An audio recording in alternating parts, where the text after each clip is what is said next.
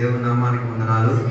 ఉపవాస ప్రార్థన కూడికలో దేవుని యొక్క సన్నిధిలో కలిసి వచ్చి తీరడానికి దేవుడు మనందరికీ దేవుడు దయచేసిన గొప్ప కృపా వాత్సల్యం బట్టి దేవునికి వేలాది వందనాలు. ఈ మొదటి వేళ దేవుని యొక్క సన్నిధిలో మనం ప్రార్థన సహకారంగా కూర్చుందాం. దేవుని యొక్క వాక్యోపదేశం ద్వారా మనతో మాట్లాడి తీరేంతటిగా దేవుని యొక్క సన్నిధిలో మనం సమర్పించుకుందాం. బైబిల్ గ్రంథం తీద్దాం. ఒక వాక్యాన్ని మనం చదువుకుందాం. యోహాను సువార్తల పుస్తకం 20వ అధ్యాయం దాని 30-31 వచనాన్ని మనం చదువుకుందాం. యోహాను సువార్తల పుస్తకం 20వ అధ్యాయం దాని 30-31 వచనం. మరియు అనేకమైన ఇతర సూచక క్రియలను యేసు తన శిష్యుల ఎదుట చేసెను.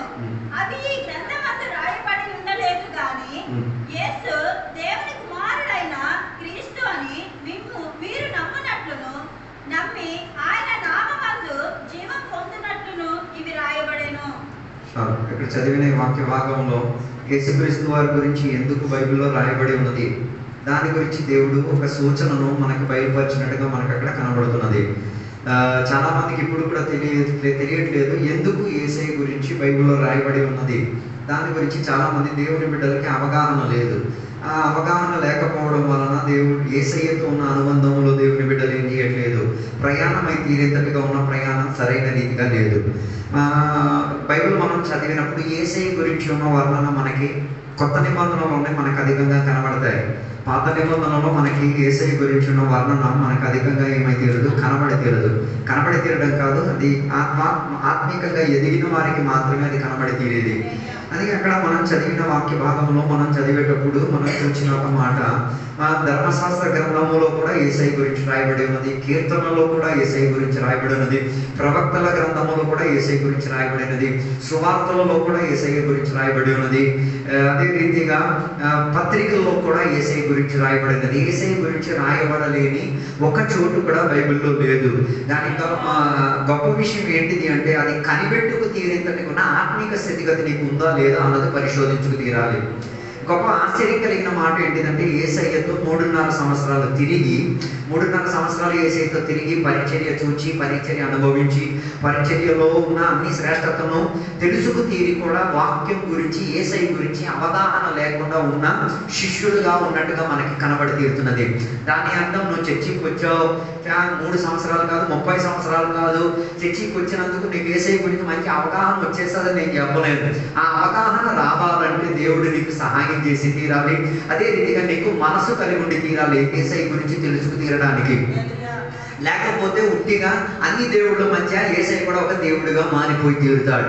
అన్ని దేవుళ్ళు అద్భుతాలు చేస్తున్నాడు, యేసయ్య కూడా ఒక అద్భుతం చేసిన ఒక వ్యక్తిగా మిగిలిపోయి తీరుతాడు. అందుకే చాలా మందికి యేసయ్య కేవలం ఒక మెజిషియన్ లాగా, ఒక అద్భుతం చేసిన వాడిగా కనిపించుకు తీరుతున్నాడు.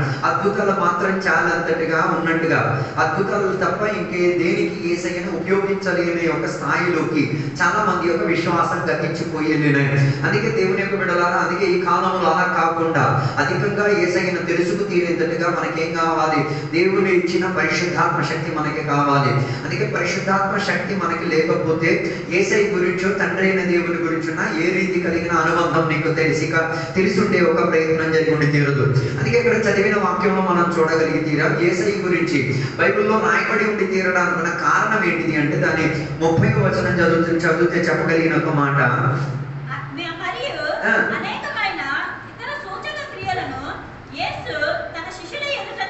యేసయ్య తన శిష్యుడితో ఉన్నప్పుడు, ఇది సువార్తలో మనకి కనబడిన ఒక మాట మాత్రం కాదు, సువార్త కాకుండా మిగతా పుస్తకాల్లో కూడా యేసయ్య అనేక అద్భుతాలు చేశారు.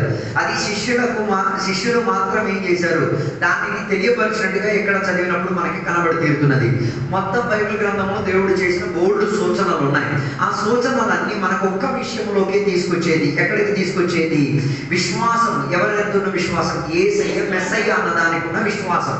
అయితే ఈ పగటి వేళ నేను చెప్పడానికి కోరే ఒక మాట, ఒకే విశ్వాసం. ఏంటిది? యేసయ్య మెస్సయ్యని, యేసయ్య రక్షకుడని, యేసయ్య పాపము నుంచి విడిపించిన వాడి. సరే, ఆ ఒక్క విశ్వాసం మనకి దేవుని యొక్క వాక్య లేఖనాలు యేసయ్య గురించి బోధించుకు తీరుతున్నది. రెండోదిగా అక్కడ చెప్తున్న ఒక మాట, దాని 31వ వచనం చదివి చూడగలిగిన ఒక మాట, అలా విశ్వసించిన వారు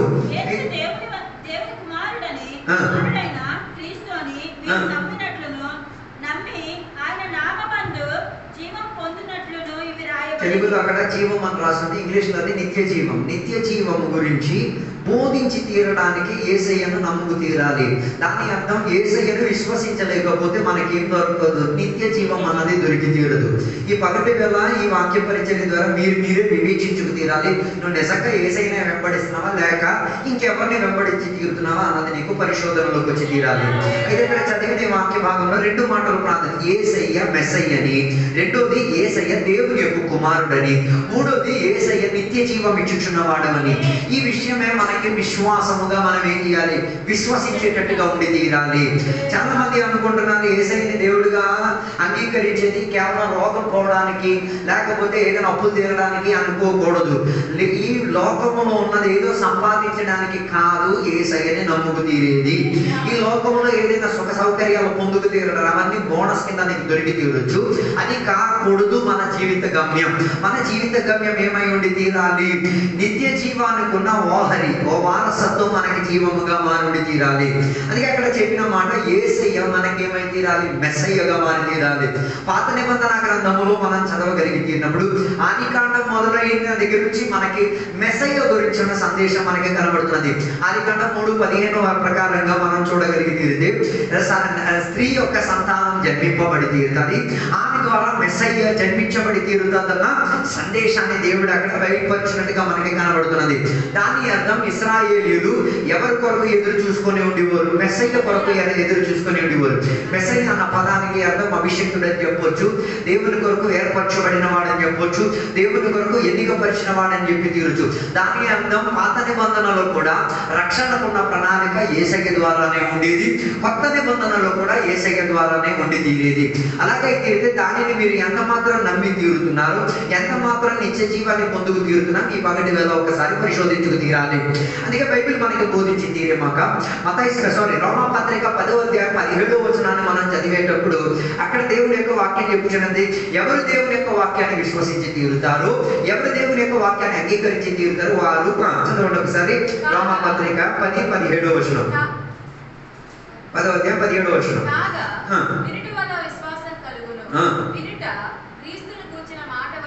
అప్పుడు ఎలా మనకి విశ్వాసం వచ్చేది, ఏం వినేటప్పుడు క్రీస్తుని గురించిన మాట వింటే మనకేమొచ్చి తెలియదు. ఎక్కడ వినాలి, అదే మనకున్న ప్రాబ్లం. ఏ సంఘంలో నువ్వు సభ్యుడై ఉన్నావు అక్కడ వినాలి. గాలి కట్టి వెళ్ళి తిరిగి వినడం కాదు, ఎక్కడ నువ్వు సభ్యుడై ఉన్నావు, ఎక్కడ నీకు ఉపదేశం ఇచ్చున్నా అక్కడ నువ్వేం చేయాలి, వినాలి. అలాగైతే మన సంఘంలో ఎన్ని కోడికల్లో వినపడి తీరుతున్నా అక్కడ మన హాజరు ఉండి తీరాలి. అర్థం కాలేదనుకుంటాను. నువ్వు ఆరాధన ఎగ్గొట్టేస్తే ఏం ప్రాబ్లం కాదు, నాది నిత్య జీవానికి కూడా ఏమై తీరదు, భంగం కల్పించి తీరవచ్చు. చాలా మంది దేవుని బిడ్డలు ఎక్కడ కనబడరు, పరలోకంలో కనబడరు. కారణం ఏంటి, ఆరాధన ఎగ్గొట్టడం వల్ల. కారణం ఏంటిది, అక్కడ మనకి ఏం వినబడి తీరుతున్నది, దేవుని యొక్క వాక్య సందేశం వినబడి తీరుతుంది. దాని అర్థం విశ్వాసం ఎలా వచ్చి తీరుతున్నది, దేవుని యొక్క వాక్యం వినడం వలన. ఎలా విశ్వాసం వినడం వలన వచ్చి తీరేది, దేవుని యొక్క వాక్యం వినడం వలన మనకి విశ్వాసం ఎలా వచ్చి తీరంటే అది ఆదాము కడిగి తీరితే ఆయన చెప్తాడు. ఆదాముకి విశ్వాసం ఎవరి మీద వచ్చింది, ఆదాము చేసిన పాపం ఏంటి చెప్పగలుగుతారా? ఆదాము చేసిన పాపం, ఆయన చేసిన పాపం ఏంటి, ఒకటే. ఏంటిది, దేవుడిని విశ్వసించకుండా ఎవరి మాటను విశ్వసించుకు తీరాడు, సాతానుని విశ్వసించాడు. దాని అర్థం ఎవరి ప్రభావం అధికంగా ఉంది, సాతాను ప్రభావం అధికంగా ఉంది. ఆయన శబ్దమే నీకు వినబడి తీరుతాయి. ఆ శబ్దం వినికిడి మధ్యలో దేవుని యొక్క మృదుల శబ్దం నీకేమై తీరాలి, విశ్వాసం కల్పించేటట్టుగా వినబడి తీరాలి. ఆదాముకున్న ప్రత్యేకత ఏంటో తెలుసా, ఆదాముకు దొరికిన భాగ్యం మనకి కూడా దొరుకుతున్నది. ఆదాము దగ్గరికి దేవుడు వచ్చారు, ఆదాముతో దేవుడు మాట్లాడారు, ఆదాముని దేవుడు పిలిచారు. ఆదాము దగ్గరికి యేసయ్య దేవుడు వెళ్ళినా కూడా ఆదాము మాత్రం దేవుని దగ్గరికి కాలేదు. ఎందుకు కాలేకపోవడానికి ఉన్న కారణం, ఎందుకు ఆదాము యేసయ్య దగ్గరికి రాలేక, ఆదాముని దేవుడు పిలిచారు. ఆ రోజు సాయంత్రం వేళ దేవుడు తోటలోకి వచ్చి ఆదామా నువ్వెక్కడ, దాని అర్థం నేటికి కూడా దేవుడు ఆదామా అని పిలుచుచున్నారు. వింటున్నావా, దగ్గరికి వస్తున్నావా లేదా నువ్వే వివేచించు. ఆ రోజు ఆదాము రాలేని కారణం ఏంటిది, ఆ రోజు ఆదాము రాలేని కారణం తన వినికిడికి ఏం వినబడి తీరింది? సాతాను యొక్క శబ్దం తన చెవుడికి వినబడి తీరింది కాబట్టి ఆ శబ్దం తనని అభ్యంతరపరిచి తీరింది. ఎవరి దగ్గరికి రాలేకుండా, యేసయ్య దగ్గరికి రాలేకుండా. దాని అర్థం యేసయ్య నీ దగ్గరికి వచ్చినా కూడా నువ్వు యేసయ్య దగ్గరికి రాలేనట్టుగా అవిశ్వాసం నిన్నేం చేసి తీరొచ్చు? అభ్యంతరపరిచి తీరొచ్చు. అర్థం కావడం కష్టమని నేను అనుకుంటున్నాను. అందుకే చాలా మంది అభ్యంతరపడేది, అందుకే ఆరాధన వారికి అభ్యంతరం అయితేరేది, కూటాలు వారికి అభ్యంతరం అయితేరేది. కారణం వారి చెవుడికి ఎవరి శబ్దం వినబడుతున్నది? దేవుని శబ్దం వినబడకుండా సాతాను యొక్క శబ్దం వినబడి తీరుతున్నది కాబట్టి అది వారికి ఏమైతీరింది? అభ్యంతరంగా మారి తీరింది. అలాగైతే ఎన్నిసార్లు సాతాను నిన్ను అభ్యంతరపరిచి విశ్వాసములో దేవుని దగ్గరికి కాలేనట్టుగా ప్రయత్నం చేసి తీరింది. దాని అర్థం విశ్వాసం నీకు ఊరికినే దొరికినది కాదు, దాని కొరకు నువ్వు వెల చెందించి తీరాలి. ఎలా చెందించి తీరాలి? సాతాను యొక్క వినికిడి నీకు వినపడుతున్న మధ్యలో దేవుడి యొక్క శబ్దం నీకు వినపడుతున్నా కూడా, దేవుడు నిన్ను పిలుచుచున్నా కూడా దగ్గరికి రాగలిగి తీరడానుకున్న చాయిస్, ఎన్నికను నువ్వు ఏర్పాటు చేసుకు తీరాలి. ఎన్నిక పరచలేకపోతే విశ్వాసం నీలోకి ఏం చెయ్యదు, నీ వినికిడికి వినబడి తీరదు. దాని ద్వారా నీవేం చేయలేవు, విశ్వాసంలో నిలకడత్వం కలిగి ఉండి తీరలేవు. చాలా మంది దేవుని యొక్క బిడ్డలకు విశ్వాసం ఉన్నది కానీ వారు విశ్వాసంలో నిలకడత్వం కలగలేదు. ఈ పగటి వేళ దేవుడు నిన్ను పిలిచి, దేవుడు నీ దగ్గరకు వచ్చి నీ పేరు పెట్టి పిలిచి కూడా నువ్వు దేవుని దగ్గరికి వచ్చావా లేదా అన్నది ఈ పగటి వేళ ఒకసారి ప్రశ్న కలిగే ఒక భావనగా నేను మిగిల్చి తీరుతున్నా. అలా లేకపోతే దాని అర్థం ఇప్పుడు కూడా నువ్వు ఎవరి గుప్పిట్లో ఉన్నావు? సాతాను యొక్క గుప్పిట్లో పడి ఉన్నావు. అందుకే బైబిల్ మనకి చెప్పినది రోమా 10:17 వినికిడి వలన, ఏం వినడం వలన? దేవుని యొక్క వాక్యం వినడం వలన. దేవునికి వాక్యం వినేటప్పుడు ఎవరికి దగ్గర తీరాలి? దేవునికి దగ్గర. అందుకే యోహాను సువార్త యొక్క పుస్తకంలో చెప్పబడిన ఆది యందు దేవుని యొక్క వాక్యం ఉండను. వాక్యం ఎవరై ఉన్నారు? దాని అర్థం నువ్వు సంఖ్యలో పట్టుకుని తిరుగుతున్న బైబిల్ ఎవరు? సాక్షాత్ దేవుడే. అర్థం కాలేదనుకుంటా. నువ్వు చదువుతున్న బైబిల్ ఎవరు? సాక్షాత్ దేవుడే. నీవు ఏ వాక్యం కొరకు తపన కలిగి ఉన్నావు అది ఎవరు? సాక్షాత్ దేవుడే. దాని అర్థం బైబిల్ దేవుడు అయిపోయాడని నేను చెప్పట్లేదు. ఆ వాక్యములో ఉన్న ప్రతి పదాలు దేవుని యొక్క ఉచ్చరింపు శక్తిని, దేవుని యొక్క విడుదల శక్తిని బయలుపరిచి తీరేది. అలాగైతే వినికిడిలో దేవుని యొక్క వాక్యం వినబడి తీరితే నువ్వు దేనికి దగ్గర తీరుతావు? వాక్యానికి దగ్గర తీరుతావు, దేవునికి దగ్గర తీరుతావు. దాని అర్థం వినికిడి మూలంగా విశ్వాసం వచ్చి తీరితే వాక్యం ఏం చెప్పుచున్నదో అది నీ జీవితంలో కనబడి తీరుతుంది, అది నీ పెదవుల్లో కనబడి తీరుతుంది, అది నీ నడవడికలో కనబడి తీరుతుంది, అది నీ ఆరాధనలో కనబడి తీరుతుంది, అది నీ జీవిత విధానంలో కనబడి తీరుతుంది, అది నీ ఇచ్చుపుచ్చు విషయంలో కనబడి తీరుతుంది, అది నీ కుటుంబ తరగతిలో కనబడలేదంటే నువ్వు విన్న వాక్యం దేవుని వాక్యం కాదు, నువ్వు విన్నది దేవుని దగ్గరికి వచ్చే మాట కాదు, ఇంకెవరో మాటను నువ్వు విన్నావు అన్నది సునిశ్చితం. అందుకే ఈ పగటి వేళ ఒక్కసారి పరిశోధించుకు తీరాలి. ఈ పగటి వేళ నువ్వు ఎవరి మాటను వింటున్నావు? ఆయనకి దగ్గరే తీరుతావు. ఆదాము దేవునికి దగ్గర కాలేకపోవడానికి ఒకే ఒక కారణం, ఆయన వినికిడిలో ఎవరి శబ్దం వినబడి తీరింది? సాతాను యొక్క శబ్దం వినబడి తీరింది. ఆయన పొలిమేరు లోపల మిగిలిపోయి ఉండి తీరారు. ఈ పగటి వేళ దానిని బద్దలు కొట్టుకొని దేవుడు పిలిచిన విశ్వాస తరగతులకు రాగలిగి తీరడానికి ఎన్నికను తయారు చేయగలిగి తీరితే అది నీ జీవితానికి విడుదలగా మారి తీరుతారు. అందుకే ఆదాము దగ్గరికి దేవుడు పిలిచారు. ఆదాము ఎక్కడ? ఆదాము దగ్గరికి దేవుడు వచ్చాడు. అదే నేటికి కూడా ఇప్పటికి కూడా దేవుడు నీ దగ్గరికి వస్తున్నారు, నిన్ను పిలుస్తున్నారు. నువ్వు ఎంత మాత్రం ఆయనకి దగ్గరే తీరుతున్నావు, ఎంత మాత్రం ఆయన వాక్యం నీలో శరీరాన్ని కాసుకోగలిగి తీరింది, ఎంత మాత్రం ఆయన వాక్యం నీలో ప్రాణం ఇచ్చుకోగలిగి తీరింది, ఎంత మాత్రం దేవుని యొక్క వాక్యం ఏమై తీరింది? శరీరాన్ని అర్పించేటట్టుగా మారగలిగి తీరింది. దాన్ని మనం పరిశోధించుకోగలిగి తీరాలి. అందుకే కదా దేవుని యొక్క వాక్యం చెప్తున్న మాట రోమాపత్రిక 10:9 రక్షణ పొంది తీరడానికి ఒక వ్యక్తి ఏం చేయాలి? యేసయ్యను దేవుడిగా అంగీకరించి తీరి హృదయమందు విశ్వసించి నోట్లారా ఏం చేయాలి? ఒప్పుకు తీరాలి. ఏమని ఒప్పుకోవాలి? యేసయ్య మాత్రం దేవుడని. అంటే దాని అర్థం ఏం విన్నాడు? దేవుని గురించి విన్నాడు, వాక్యం గురించి విన్నాడు. వాక్యం దగ్గరికి తీరేసరికి ఆయనకు అర్థమై తీరిన ఒక శ్రేష్ఠ మాట, యేసయ్య ఎవరు? ప్రభు అని, యజమాని అని, కర్త అన్నది నువ్వేం చేయాలి? ఆ విన్న వాక్యం ద్వారా నువ్వు ఒప్పుకోవాలి. అర్థం కాదు. చాలా మంది ఊరికినే యేసయ్య దేవుడు అనుకుంటున్నారు, దానివల్ల వాళ్ళు రక్షణ పొంది. యథార్థ రక్షణ పొందిన దేవుని బిడ్డ ఎప్పుడు దేవుని యొక్క శబ్దం విని దేవునికి దగ్గరైతే, దేవుని యొక్క వాక్యం దగ్గరైతే తీరాడు, అప్పుడు ఆయన ఒక విషయం అర్థమైతే, ఇంకా ఎవడు ప్రభు లేడు, ఇంకెవరికి అధికారం లేదు, ఇంకా దేనికి ఏం లేదు, ఛాన్స్ లేదు, కేవలం యేసయ్యకు మాత్రమే ఏముంది, అన్నిటిపైన ఛాన్స్, అధికారం, ప్రభుత్వం ఉన్నది.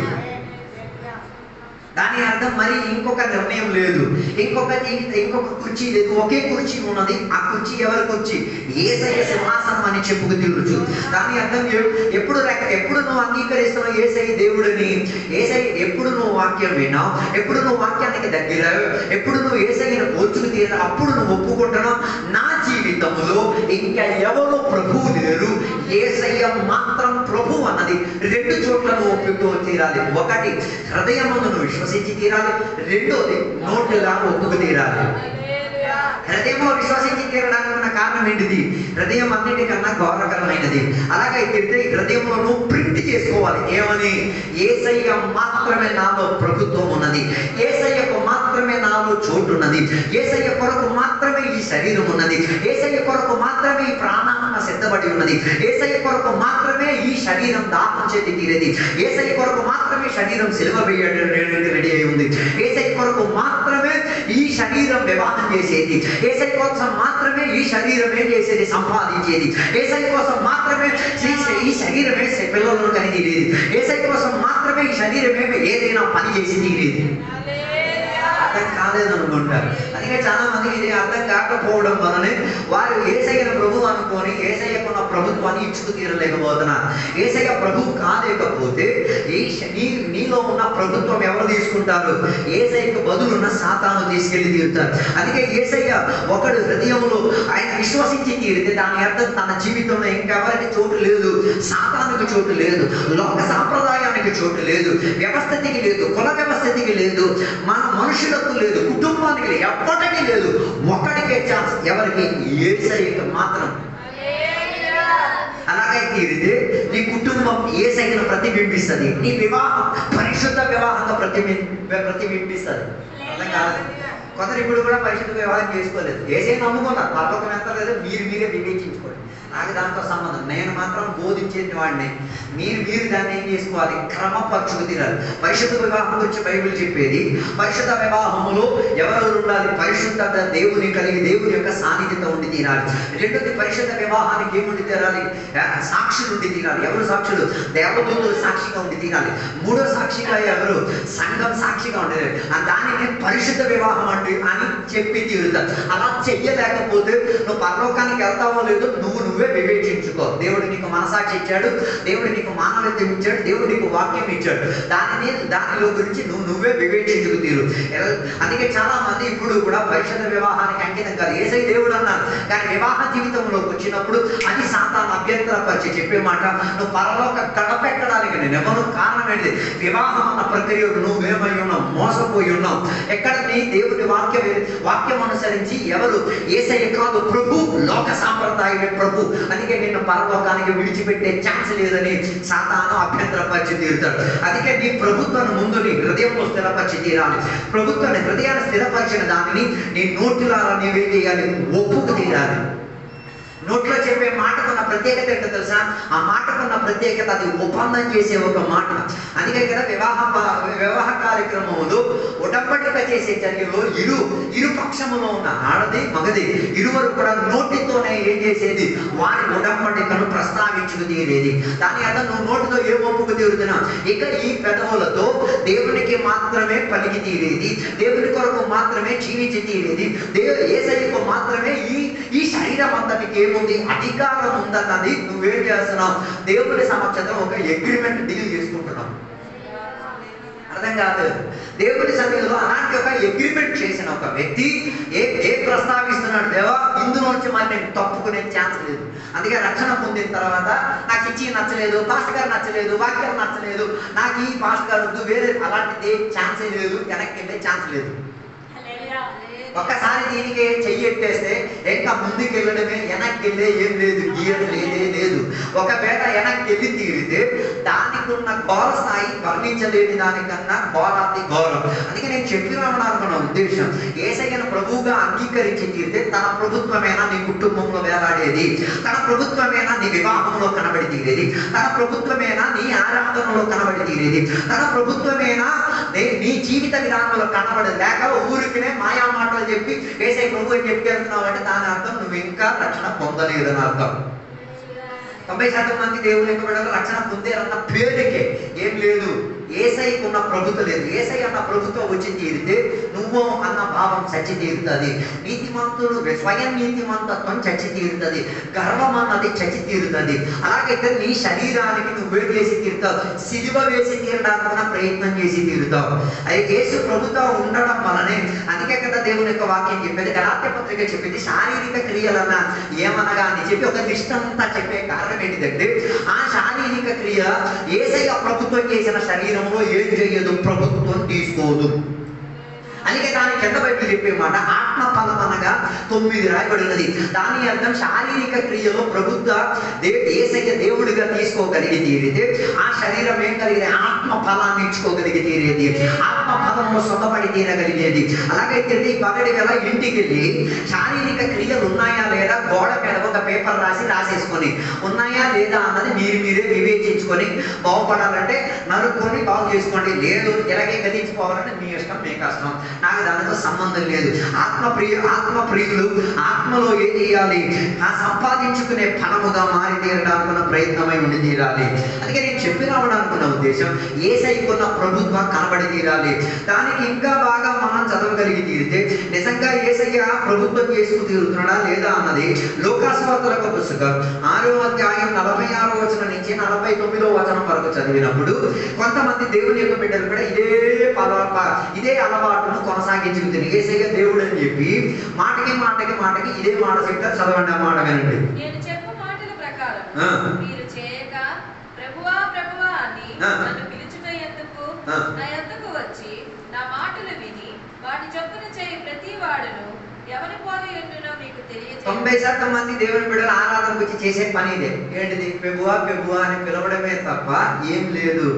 దేవుడు చెప్పిన వాక్యోపదేశం వారి వివాహంలో లేదు, వారి కుటుంబంలో లేదు, వారి ఆచరణలో లేదు, వారి వ్యవహారంలో లేదు, వారి పద్ధతిలో లేదు. గుర్తుతే దేవునికి ఏం చేస్తున్నారు. అందుకే అక్కడ చెప్పిన 46వ వచనం మళ్ళీ ఒకసారి చదవండి. దేవుడు చెప్పిన మాట ప్రకారం దాన్ని అలవాటు చెయ్యక ప్రభువా ప్రభు అని పిలిచి ఎవరి కంటికి పొగేస్తున్నాం, దేవుని కంటికి పొగేస్తున్నాం, చర్చి కంటికి పొగేస్తున్నాం, మాస్టర్ కంటికి పొగేస్తున్నాం, సంఘ సమక్షతల మధ్య ఏం చేస్తున్నాం, మోసం చేస్తున్నాం.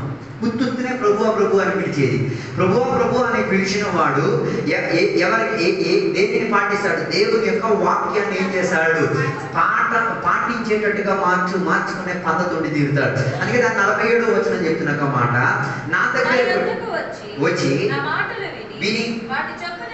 దాని అర్థం దేవుని దగ్గరికి ఎవరు రావాలి? నువ్వు రావాలి. నువ్వు వచ్చి నువ్వే ఏం చేయాలి? వినాలి. అర్థం కాలేదు. వింటే మాత్రం సరిపోదు, విన్న దానికి ఏం చేయాలి? అనుసరించుకు తీరాలి. దాని తర్వాత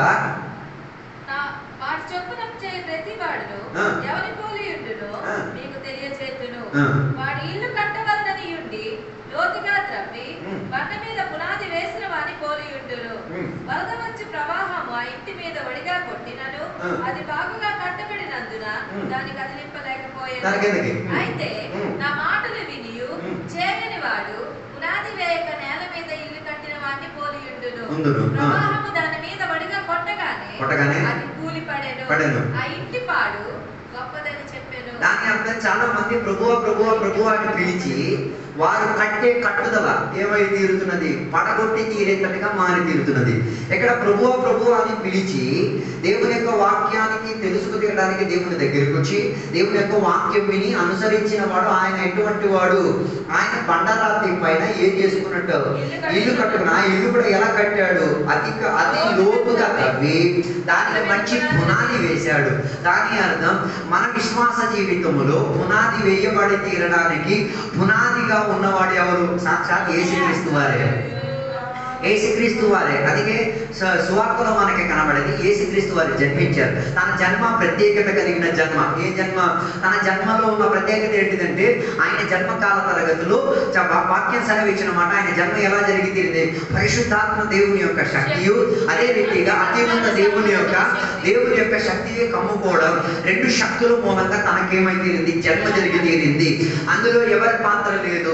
యోసేపుకి మరియకి ఏ రీతి కలిగిన పాత్ర లేదు. దాని అర్థం నీ విశ్వాసానికి పునాది ఎక్కడ ప్రారంభించి తీరేది? యేసయ్యను నువ్వు జన్మనిచ్చి తీరాలి. యేసయ్య జన్మించి తీరితే ఆయనని ఎదగనించి తీరేంతటిగా, ఆయన ఎదిగిన వాడిగా ఉండి తీరాలి. అది అక్కడ చెప్పిన ఒక పదం ఉంది. ఏంటంటే బండరాతి పైన కట్టేంతటిగా, అతి లోతుకు తవ్వేంతటిగా నీ ఇల్లు కట్టబడి ఉండి తీరాలి. దాని అర్థం క్రీస్తు పైన కట్టబడి ఉన్నది విశ్వాసానికి లోతుగా నిలబడగలిగి తీరేంతటిగా పునాదిగా మారొచ్చు. దాని అర్థం ఎంత వాక్యం నువ్వు వింటున్నావు అంత వాక్యాన్ని అలవాటు చేసుకోవాలి. అర్థం కాలేదు. మన వాళ్ళందరూ ఉంటే వాక్యాలు వింటున్నారు, చదువుతున్నారు, చదివిపోతున్నారు అని ఏం లేదు. వ్యక్తిపర జీవితంలో అలవాట్లు లేదు, అభ్యాసంలో లేదు. అభ్యాసంలో లేకపోతే దాని అర్థం నువ్వు ఎలాగ ఇల్లు కడుతున్నావు, ఏదో ఒక దానికి ఇల్లు కడుతున్నావు, అది ఈరోజు రేపో పడిపోయి తీరేది. అందుకే చాలా మంది విశ్వాసం నుంచి తప్పిపోవడానికి ఉన్న కారణం, అందుకే చాలా మంది వెనకైపోవడానికి ఉన్న కారణం ఏంటిది? వారి కట్టుదల ఎలా ఉన్నది? పక్కటి వేళ యేసయ్యను ఏ రోజు రక్షకునిగా అంగీకరించావు, ఏ రోజు హృదయంలో ప్రస్తావించావు, నోరు ఒప్పుకుంది యేసయ్య దేవుడని, ఆ రోజు నుంచి నువ్వు దేవుడా దేవుడా దేవుడా అని పిలిచేది దేని కొరకై ఉండి తీరాలి? ఈ విశ్వాసంలో ఉన్న కట్టుదల కొరకై ఉండి తీరాలి. అందరి విశ్వాసము కట్టుదల ఏం లేదు, ఏం సుఖకరంగా లేదు. అందుకే చాలా మంది అనుకుంటున్నారు విశ్వాసంలో అలా పైకి కిందకి అయిపోతుంది. అవదు. విశ్వాసంలో పైకి కిందకి లేదు, ఒకే కాన్స్టెన్సీలో ఉండి తీరాలి. అందుకే అక్కడ బైబిల్ చెప్తున్నమాట, చాలా మంది దేవుడికి దేవుడా దేవుడా దేవుడా పిలిచే దేనికి? విశ్వాసంలో నిలకడత్వం కలిగి ఉండి తీరడానికి కాదు, విశ్వాసంలో శోధన తెచ్చుకు తీరడానికి. దాని అర్థం విశ్వాసంలో నీ మీదకి ఏమొచ్చి తీరు? శోధనలు వచ్చి తీరుతాయి. అందుకే కదా ఇల్లు కట్టబడి తీరింది. ఇల్లు కట్టబడి తీరింది అన్నదానికి ఉన్న సూచన, ఆ ఇల్లు బలంగా ఉందా లేదా అన్నదానికి ఏమొచ్చి తీరుతున్నది? దాని మీదకి విపరీత శోధన వచ్చి తీరుతున్నది. విశ్వాసంలో ఉంటే విశ్వాసానికి తగ్గట్టుకున్న శోధనలు వచ్చి తీరుతాయి. ఆ శోధనలో నువ్వేమై తీరాలి? నీ ఇల్లు నిలకడత్వం కలిగి ఉన్న క్రీస్తు పైన ఉన్న పునాది తీరితే అది విశ్వాసానికి యేసయ్యకు ఆధారం చెంది తీరేంతటిగా, ప్రభుత్వాన్నిచ్చే కుటుంబమై తీరితే, కట్టుబాటు అయి తీరితే, ఎంత పెద్ద వరదలు వచ్చినా, ఎంత గాలి వచ్చినా, ఎన్ని వానలు వచ్చినా ఆ ఇల్లు ఇరిగే ఛాన్స్ లేదు. అందుకే చాలా మంది విశ్వాసాలు ఇరిగిపోవడానికి కారణం వారి పునాది కరెక్ట్ అయినది కాదు. అలాగే ఈ పగటి వేళ దేవుని యొక్క వాక్యం వినడం మాత్రం కాదు, దానిని అభ్యాసం చేసుకు తీరాలి. ధర్మశాస్త్ర గ్రంథంలో రాయబడిన ప్రతి మాటను మనం ఏం చేయాలి? అభ్యాసపరచుకు తీరాలి. అభ్యాసం లేకపోతే నువ్వు కట్టిన విశ్వాసం రేపో మాపో నిన్నే పడగొట్టేసి తీరుతుంది. అందుకే కదా బైబిల్ చెప్తున్న మాట, చాలా మంది తిమోతి పత్రికలో మనం చదివితే చూడవచ్చు, తిమోతితో కలిసి బయలుదేరి విశ్వాసంలో వచ్చిన, ఈ సేవా పరిచర్యలో వచ్చిన దేవుని యొక్క సేవకులే చివరి గడియకు వచ్చేసరికి సేవా పరిచర్య మానేసి దేనికి బయలుదేరో తెలుసా? వారు వ్యాపారానికి వారి మనసు ఏమైతుంది? డైవర్ట్ అయిపోయి తీరింది. అందుకే చాలా మంది రక్షణలోకి వచ్చిన తర్వాత, ఆ దేవుడిని బాగా ఎరిగిన తర్వాత మెల్లిమెల్లిగా వారు పాత అలవాటులోకి మళ్ళీ తిరిగి వెళ్ళిపోతున్నారు. దానికి ఉన్న కారణం ఏంటిది? విశ్వాసం వల్ల నిలకడతో లేకపోవడం వలన. ఈ పగటి వేళ అందుకే బైబిల్ చెప్తున్న మాట, ఒకసారి అప్పగింపబడి ఉన్న విశ్వాసం. రోమాపత్రిక మనకి స్పష్టంగా చెప్పేది, ఒకసారి ఎప్పుడు దేవుడు నీకు అప్పగించారు, దేవుడు నమ్మారు. ఈ విశ్వాసం ఏ విశ్వాసం? యేసుక్రీస్తు జన్మించాడు, యేసుక్రీస్తు వారు మరణించాడు, యేసుక్రీస్తు వారు సమాధి వేయబడ్డారు, యేసుక్రీస్తు వారు తిరిగి లేచారు, యేసుక్రీస్తు వారు మరలా తిరిగి రాని ఉన్నారు. ఈ విశ్వాసం నీకేమైంది? అప్పగించబడింది. అది నీ వినికిడి లోపల యేసయ్య ప్రభు అని, యేసయ్య మాత్రమే అది చేయగలడు, ఇంకెప్పుడు చేయలేడని నువ్వు ప్రస్తావించిన తర్వాత నువ్వు యేసయ్య యేసయ్య యేసయ్య యేసయ్య ప్రభు ప్రభు అని పిలిచేది నీ విశ్వాసానికి నిలకడత్వం కలిగేటట్టు ఉండాలి. నువ్వు దేవుడిని దేవుడా దేవుడా దేవుడా పిలిచేది దేనికి? నీ విశ్వాసానికి నిలకడత్వం కలిగి ఉండి తీరేందుగా. నీ విశ్వాసంలో ఈ పగటి వేళ నువ్వు విశ్వాసంలో ఏ రోజు రక్షణ పొందావు, ఆ రోజు కట్టిన కట్టు ఈ నైట్కి ఒకసారి పరిశోధించి చూడు. చాలా మంది కట్టుదల ఇప్పుడు ఏమైపోయింది? సగం కూలిపోయే స్థాయిలో ఉన్నది. అందుకే బైబిల్ అక్కడ చెప్తున్నమాట, దేవుని యొక్క వాక్యం వినడం మాత్రం కాదు, దేవునికి దగ్గర అవ్వడం మాత్రం కాదు, అది అలవాటులో ఉండి తీరాలి. నీ మాటల్లో అలవాటై ఉండి తీరాలి, నీ వంటకంలో అలవాటై ఉండి తీరాలి. దీంట్లో మనం చేసే వంటలు అర్థం కాదు, మనం చేసే వ్యాపారము ప్రజలకు ఎవరు కనబడాలి? యేసయ్య కనబడాలి. మనం జీవించిన విధానంలో విశ్వాసం ప్రజలకి కనబడాలి. అర్థం కాలేదు. అందుకే బైబిల్ చెప్తున్న మాట, విశ్వాసం మూలం కానిదేదో అదే పాపం. హలో, విశ్వాసానికి ఆధారం కానిదేదో అదే పాపం. దాని అర్థం విశ్వాసం లేనిది ఏమున్నాయి? అన్ని విశ్వాసం లేనివి. విశ్వాసానికి ఆధారం కానివి లోకంలో అధికం ఎక్కువ ఉన్నాయి. అన్ని విశ్వాసానికి కారణం కానివే. విశ్వాసానికి కారణమైనది యేసయ్య ఒక్కడే. ఆయన ఒక్కడే నీకేం చేసుకోగలిగేది? విశ్వాసంలో నిలకడత్వం కలిగించుకోగలిగేది. దాని అర్థం విశ్వాసంలో నిలకడత్వం కలిగి ఉన్నవాడు దేవుడా దేవుడా దేవుడా పిలిచేది దేనికో తెలుసా? తన విశ్వాసంలో ఏమై ఉండి తీరాలి? అపనమ్మకం రాకుండా ఉండి తీరేందట. విశ్వాసం జీవితం అపనమ్మకం రాదా? వస్తుంది. ఎందుకు వస్తుంది? మనం జీవించేదే అపనమ్మక జీవితం. మనం తినే తిండి అపనమ్మక తిండి, మనం జీవించే లోకం, మనం జీవించే కోర్టు, మనం జీవించిన సాంప్రదాయం మొత్తం అబద్ధాలే, అపనమ్మకమే. అందులో మనకేం కనబడదు? నమ్మకం కనబడి తీరదు, విశ్వాసం కనబడి తీరదు. అలాంటి ఒక కేంద్రంలో ప్రభువా ప్రభువా ప్రభువా పిలిచే దేనికో తెలుసా? దీన్ని బాగా అర్థం చేసుకు తీరాలంటే మార్కు సువార్త పుస్తకం 9వ అధ్యాయం 24వ వచనం చదివితే దాని గురించి మనకి బాగా అర్థమై తీరుతుంది. మార్కు సువార్త పుస్తకం 9వ అధ్యాయం 24.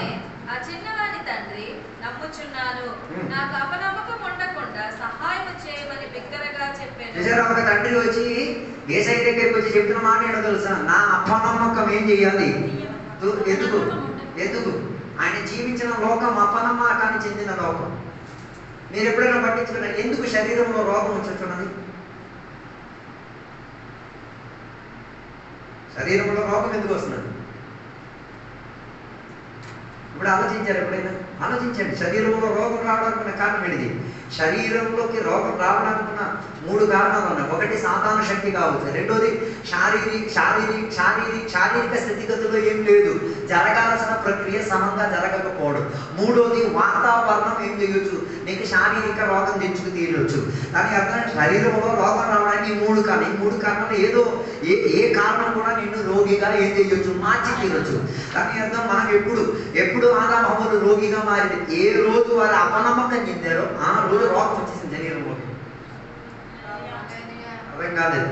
90% జబ్బులకి కారణం అపనమ్మకమే. అందుకే దానికి సాతాను యొక్క ప్రభుత్వం ఉందని చెప్పేది. దాని అర్థం దేవునికి నమ్ముకున్న తర్వాత మనకు రోగాలు రావా? సాతాను ఇచ్చిన రోగం రాదు, దేవుడు అనుమతించిన రోగాలు మన మీదకి రావచ్చు. అర్థం కాలేదు. సాతాను మన ప్రాణాన్ని తీసుకోలేడు, శరీరానికి ఏం చేయొచ్చు, ఎంత కావాలన్నా పీడించవచ్చు. దాని అర్థం సాతాను దేవుడు దానిని అనుమతించి తీరింది. అదే కదా యోబు జీవితంలో జరిగి తీరింది. యోబుకున్న కంచెని తీసివేయమని అడిగిన తర్వాత దేవుడు ఆయన కంచెని తీసేసిన తర్వాత తనకున్న వాటి అన్నిటిపైన దేవుడు ఎవరికి అధికారం ఇచ్చాడు? సాతాను. దట్ మీన్స్ ఎవరి విశ్వాసం ద్వారా?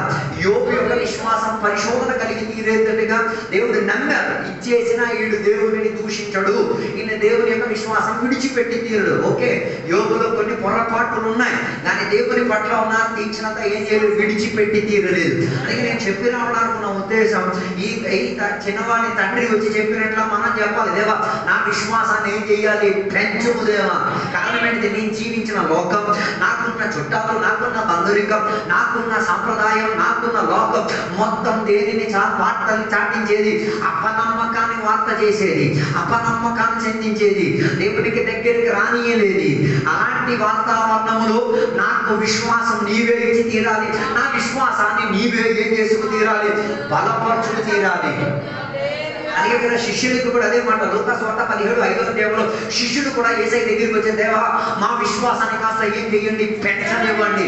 దాని అర్థం విశ్వాసానికి వేరు పారాలంటే నువ్వు ప్రభువా ప్రభువా ప్రభువా పిలిచేది దేనికి? విశ్వాసం ఉన్న ఎదుగుదల కొరకు అయ్యాను తప్ప నీ రోగం బాగోవాలా, నీ పిల్లలకి అమెరికాకి వెళ్ళాలా, నీ పిల్లలు దుబాయ్కి వెళ్ళాలా, నీ పిల్లలు బాగుపడాలి, దీనికోసం కాదు. నా విశ్వాసం ఎదుగుదల చెంది తీరాలి. ఈ అపనమ్మకం చెందే భావంలో విశ్వాసం ఉంది, విశ్వాసం సజీవమైనది, విశ్వాసం ఎదగగలిగేది, విశ్వాసాన్ని ఉన్న వేరు పారి తీరొచ్చు, విశ్వాసంలో నేనేదో ఒకటి కట్టి తీరొచ్చు అన్నది సూచన పచ్చి తీరడానికి మనం ప్రభువా ప్రభువా ప్రభువా పిలిచి అందరూ ప్రభువా ప్రభు పిలితే నేను విశ్వాసాన్ని కోరుకుంటుకోవడానికి ఈ పగటి వేళ ఒక నిర్ణయం తీసుకుందేవా, నా అపనమ్మకాన్ని కాస్త ఏం చేయండి, బలపరిచి తీరండి. నేను విశ్వాసంలో ఏమై తీరాలి, బలపడి తీరాలి. కారణం ఏంటిది? మనం జీవించిన లోకం అపనమ్మకానుకున్న లోకం, అపనమ్మకంతో ఉన్న లోకం. ఏటిలో నీకేం దొరకదు, సత్యం దొరకదు. మీరు తింటున్న గుడ్డుని మీరు అడగండి, నువ్వు నిజంగా తల్లి కడుపు నుంచే వచ్చావా అంటే గుడ్డు చెప్తుంది, లేదు లేదు. శాపని అడగండి, పెంచిన చేప తల్లిలో నుంచి వచ్చావా, లేదు. ఆ కూరగాయలు అడగండి, అన్ని మనకేమిచ్చి తీరేది అబద్ధ సూచనలే. వార్తలు మీరు చూడండి, వార్తల్లో కూడా మీకేం కనబడదు, నిజానికి కనబడదు, సత్యం కనబడదు. అలాగైతే వీటి మధ్యలో మనం ఈ పసివాణి తండ్రిలో మనం కూడా కేకేసే దేవుడు తెలుసా, నా విశ్వాసం బలపరచండి, నా వినికిడిలో విశ్వాసం ఎదుగుదల చేయాలి. దానికి ఏం చేయాలి? దేవుడికి ఇచ్చిన సంఘములో, దేవుడిచ్చిన సేవకులలో, దేవుని యొక్క ఆత్మీయ సమావేశంలో కూర్చొని ఏం చేయాలి? విశ్వాస ఎదుగుదల నిమిత్తం ఏం చేయాలి? ఆరాధనలో పాలు పంచుకు తీరాలి. అలాగే కూడికలు ఎగ్గొట్టకూడదు, కూడికలకు రావాలి రావాలి రావాలి అని బలవంతం చేసే దాని ఉన్న కారణం ఇదే. ప్రజలు దానికోసం ఆతృత లేక లోకములో ఉన్న అబద్ధం వైపు పరిగెట్టి తీరుతున్నారు. ఈ లోకంలో సంపాదించిన ఆస్తి ఎంతవరకు నువ్వు ఎక్కడ మరణ పడకలో వరకే నీ దగ్గరికి వచ్చి తీరేది, లేకపోతే సమాధి గట్టు వరకే వచ్చి తీరగలిగేది. దాని తర్వాత ఎవడు నిన్ను టార్గెట్ చేసి తీరదు. దాని అర్థం ఎంత నువ్వు సంపాదించినా ఎక్కడ వరకే, సమాధి గట్టు వరకే. సమాధి గట్టు తర్వాత వాళ్ళందరూ తోసేసి వెళ్ళిపోతారు. కానీ సమాధికి మించినదే విశ్వాసం ఇచ్చి తీరేది, అది నీ ప్రాణాత్మకు సౌఖ్యం ఇచ్చి తీరేది, అది నీకు నిత్య జీవం ఇచ్చి తీరేది. యేసయ్య ప్రభువు అయి తీరినది, యేసయ్య దేవుని యొక్క కుమారుడు అయి తీరినది, యేసయ్య భూమిలోకి దిగి వచ్చి తీరు. ఒకే ఉద్దేశం, నీకెక్కడ నిత్య జీవం దొరికి తీరాలి, విశ్వాసంలో ఎదుగుదల వచ్చి తీరాలి, విశ్వాసంలో ఏదో కట్టాలి. దాని అర్థం ఏ రోజు నువ్వు యేసయ్యను రక్షకునిగా అంగీకరించావు ఆ రోజు నీ విశ్వాసానికి బేస్మెంట్ పడింది, ఫౌండేషన్ పడింది.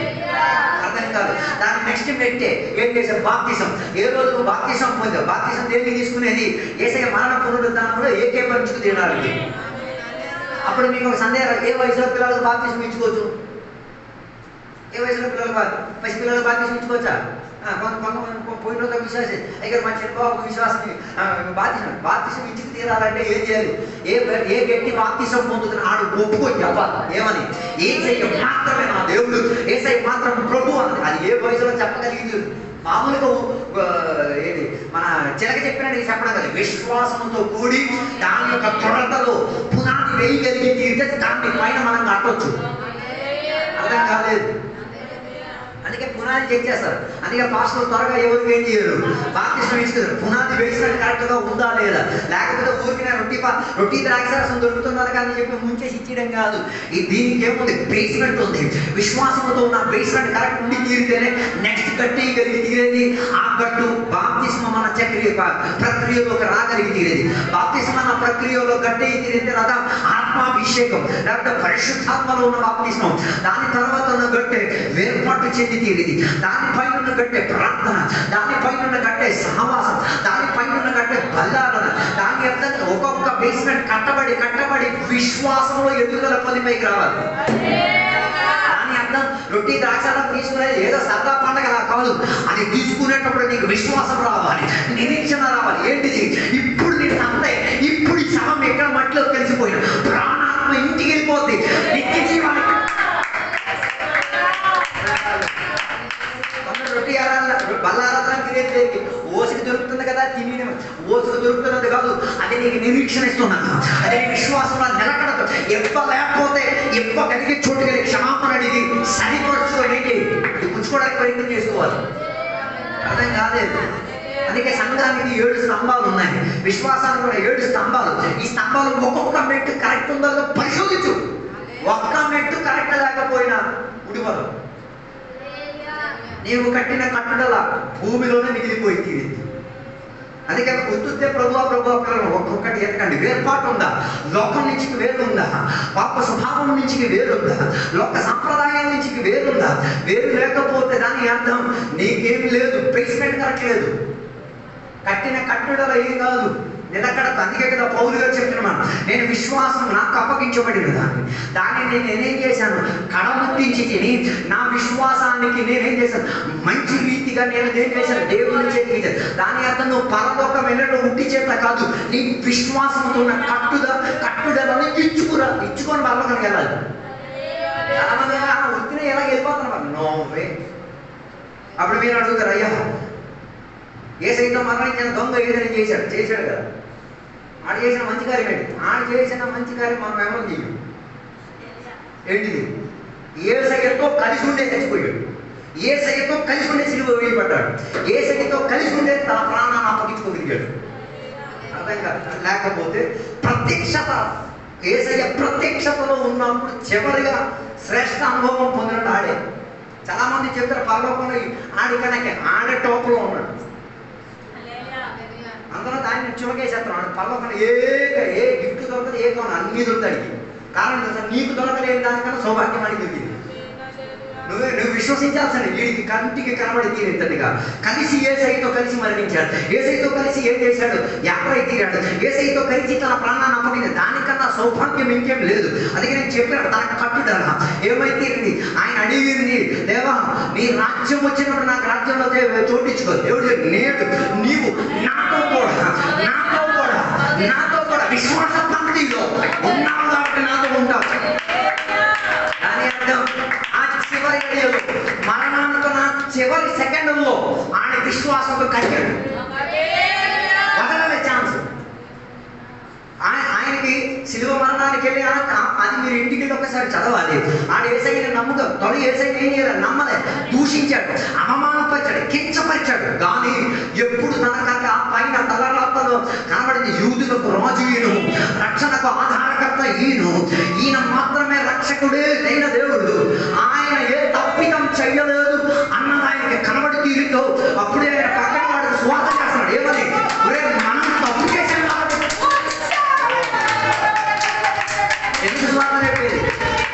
ఎందుకు స్వాత చెప్పేది? చాలా మంది అనుకున్నారు స్వాత అంటే బుర్రకథ కాదు.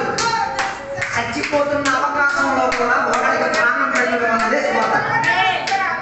వీడికేం అవసరం, పక్కన వాడికి చెప్పాల్సిన అవసరం. మనం తప్పిదం మనం తెలుసుకున్నాం. స్వాత చెప్పేటప్పుడు ఏం చెప్తున్నాం, నీ తప్పిదం గురించి బోధించి తీరుతున్నాం. దాని అర్థం ఈ దొంగ చనిపోయే సిచ్యువేషన్ లో కూడా ఒకటి కాపాడు. దాని అర్థం చచ్చిపోయే సందర్భంలో కూడా ఏం చేయాలి, విశ్వాసానికి పునాది కలిగిన స్వాత చెప్తాడు, దేవుడి గురించి చెప్తాడు, దేవుడి మాట చెప్తాడు. అది ఊరికనే ఉండలేడు. ఆడికి దొరికిన ఒక 10 సెకండ్లో 10 నిమిషాలు వేసుకుందాం. 10 నిమిషాలు కూడా దేవుడి కోసం వాడాడు. అర్థం కాలేదు. ఆ 10 నిమిషాలు ఎన్నిసార్లు దేవుడా చెప్పుంటారు, మొత్తం దేవుడి కొరకు వాడాడు. దాని అర్థం మనకి దొరికిన ఆయుష్, రక్షణ పొందిన తర్వాత, బాప్తిసం పొందిన తర్వాత, ఆత్మశక్తి పొందిన తర్వాత దొరికిన అవకాశం దేనికోసం వాడుతున్నాం?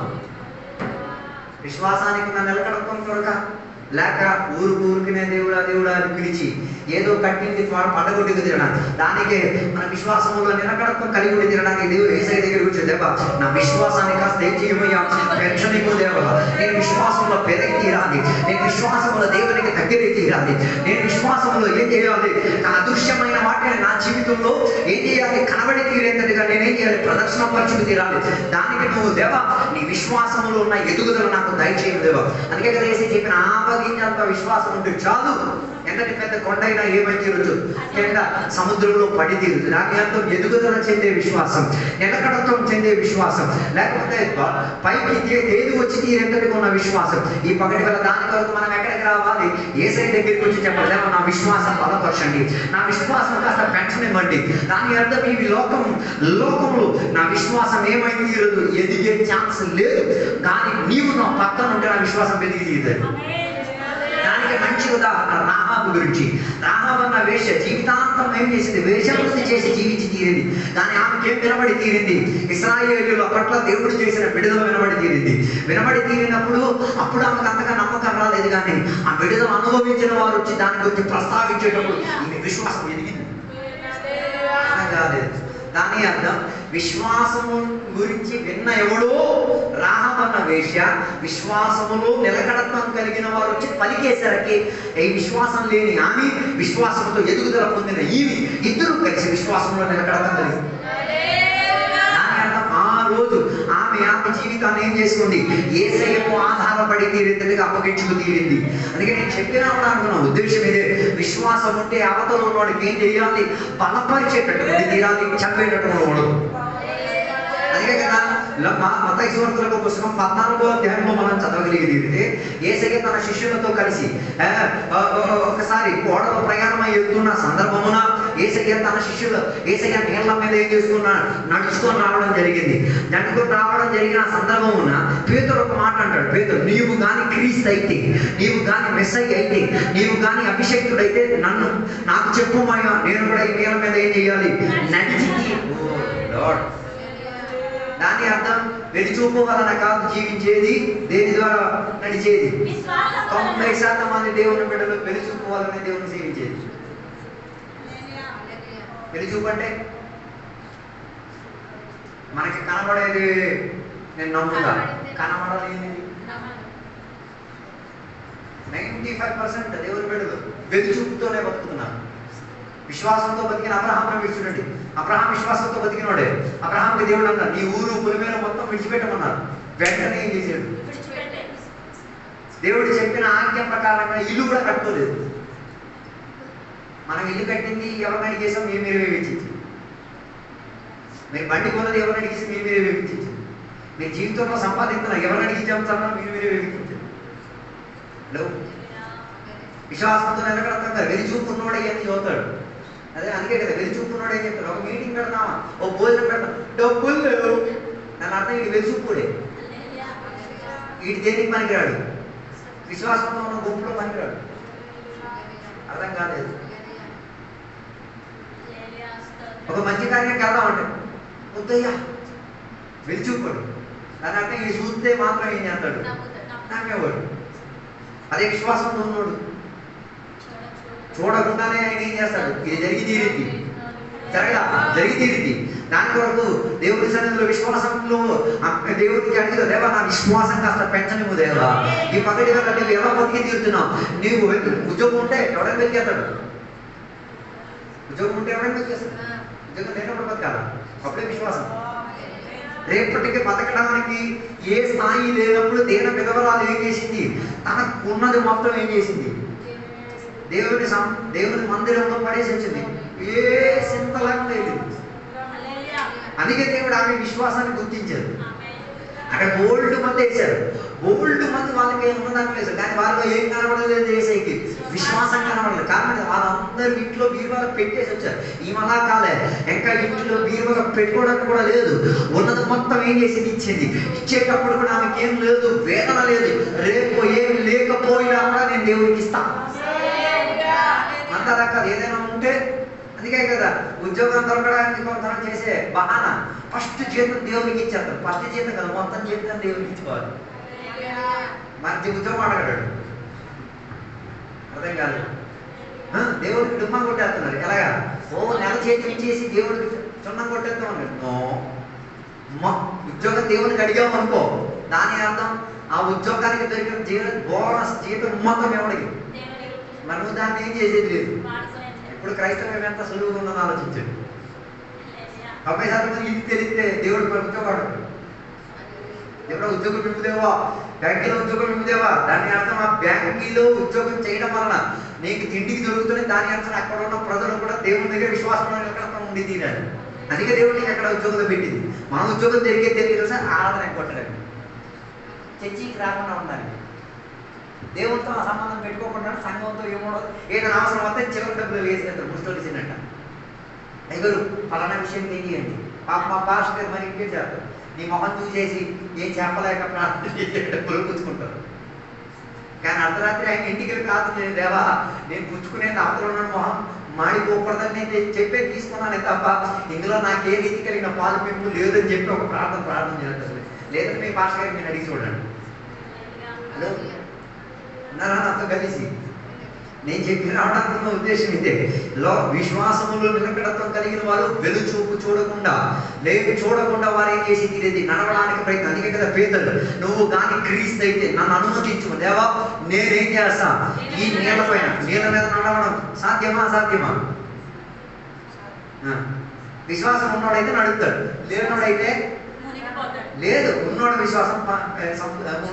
విశ్వాసాన్ని గుర్తు పిసుతాడు. పేదల మీద అడుగుపెట్టి నడవడానికి మొదలెట్టినప్పుడు వీడికి ఏమేమి శబ్దాలు వినబడింది. మనం అన్ని గాలి గీలి అన్ని పడతాం. నేను అంటున్నా వెనక్కున్న 10 మంది అప్పనమ్మకి వస్తుంది చూడండి. వాళ్ళ కేక మామూలు కేకలేదు. ఆరాధనలో కేకేసేస్తున్నారంటే అప్పనమ్మకం ఇంత కేకేంత కేకేస్తారు. అందరూ గాలి వాన వాతావరణం అవన్నీ పెద్ద విషయం కాదు. వీడు ముందు ఎవరున్నారు? యేసయ్య ఉన్నారు. వెనకాల ఏం వినబడుతుంది? అపనమ్మకం చెందిన దురాత్మ మొత్తం కేకేస్తున్నాయి. ఒరే మునిపోతావరా, చచ్చిపోతావరా, అయిపోయిందిరా బతుకు. వీటి మధ్య వీడి దేన్ని చూశాడు, వాతావరణాన్ని చూశాడు. వీడికి యేసయ్య మయమై తీరింది, మందంగా కనబడి తీరింది. అప్పటికి కూడా వెనకడిని మొదలలే. వాళ్ళ వెనకడిని పట్టించుకున్నా కూడా ఆ నేల లోపల మునిగి నేలలోకి దిగెదినా కూడా తన శక్తి, సామర్థ్యం, ప్రయోగం, బలం ఏమి ఉపయోగించలేదు. అర్థం కాలేదు. ఇదే విశ్వాసంలో జీవించినోడు అరుణోదయం లేచి దేవా ఇది ఆయుష్ ఇచ్చావు సోదరం, ఊపిరిచ్చావు సోదరం, తిండి ఇచ్చావు సోదరం, ఆడి కంప్లైంట్ ఉండదు. హలో, ఈ భోజనాలు విందులు జరిగే కంప్లైంట్ చెప్పేది అవన్నీ వెలుచుతో జీవించిన సంఘానికి పనికిరాని జీవులవి. కారణం ఏంటి? వాళ్ళకి అన్ని వెలుచూపే. విశ్వాసంతో ఉన్నాడు. ఆయనకి ఏమి ఇచ్చినా ఇవ్వకపోయినా దేవా స్తోత్రం, థ్యాంక్ యూ. అందుకే కదా పౌలు గారు చెప్పేది, నాకు ఏ రీతిగా జీవించడం తెలుసు, ఆకలిలో జీవించడం తెలుసు, సమృద్ధిలో జీవించడం తెలుసు, ఉన్న దాంట్లో జీవించడం, లేని దాంట్లో. కారణం ఏంటిది? తృప్తి ఉంది. కారణం ఏంటి? నేను చూసింది యేసయ్యని కాబట్టి ఎన్ని దెబ్బలు నా మీద తగిలినా, ఎన్ని చిత్రహింసలు నా మీద పడినా ఈ వేడి నాకేం చేసింది? వేదన కలిగి 4 దెబ్బలు కాసేది సువార్త చేయడం మానేసి ఇంటికాడ కూకొని పని తాళాలు వేసేసుకుంటారు. అప్పుడే చెయ్యాల. ఇవన్నీ పెద్ద పట్టింపు కాదు. నేను ఎవరిని చూశాను విశ్వాసంలో యేసయ్యను చూసి ఆయన సహించగలిగితే నాకేంటి పెద్ద బాధ, ఇదేం పెద్ద బాధ కాదని చెప్పేసి. అందుకే కదా పాస్టర్ గారికి వెలిచూపు లేదు కాబట్టి, విశ్వాసం ఉంది కాబట్టి చిత్రహింసలు పెట్టిన విశ్వాసం కొరకు ప్రార్థన చేస్తున్నాడే, వేదన పరీక్షించిన విశ్వాసం కొరకు పెరుగులాడుతున్నాడే. ఎంత అవమానపరచాలో, ఎంత దూషించాలో, ఎంత మాత్రం చిత్ర పెడుతున్నారు. అయినా కూడా తన ముఖ లక్షణంలో ఏం కావట్లేదు. ఏ రీతి కలిగినా ఏ పేడగది కనబడలేదు. కారణం ఏంటిది? ఆయనకి తెలుసు నేను చూసింది యేసుక్రీస్తుని.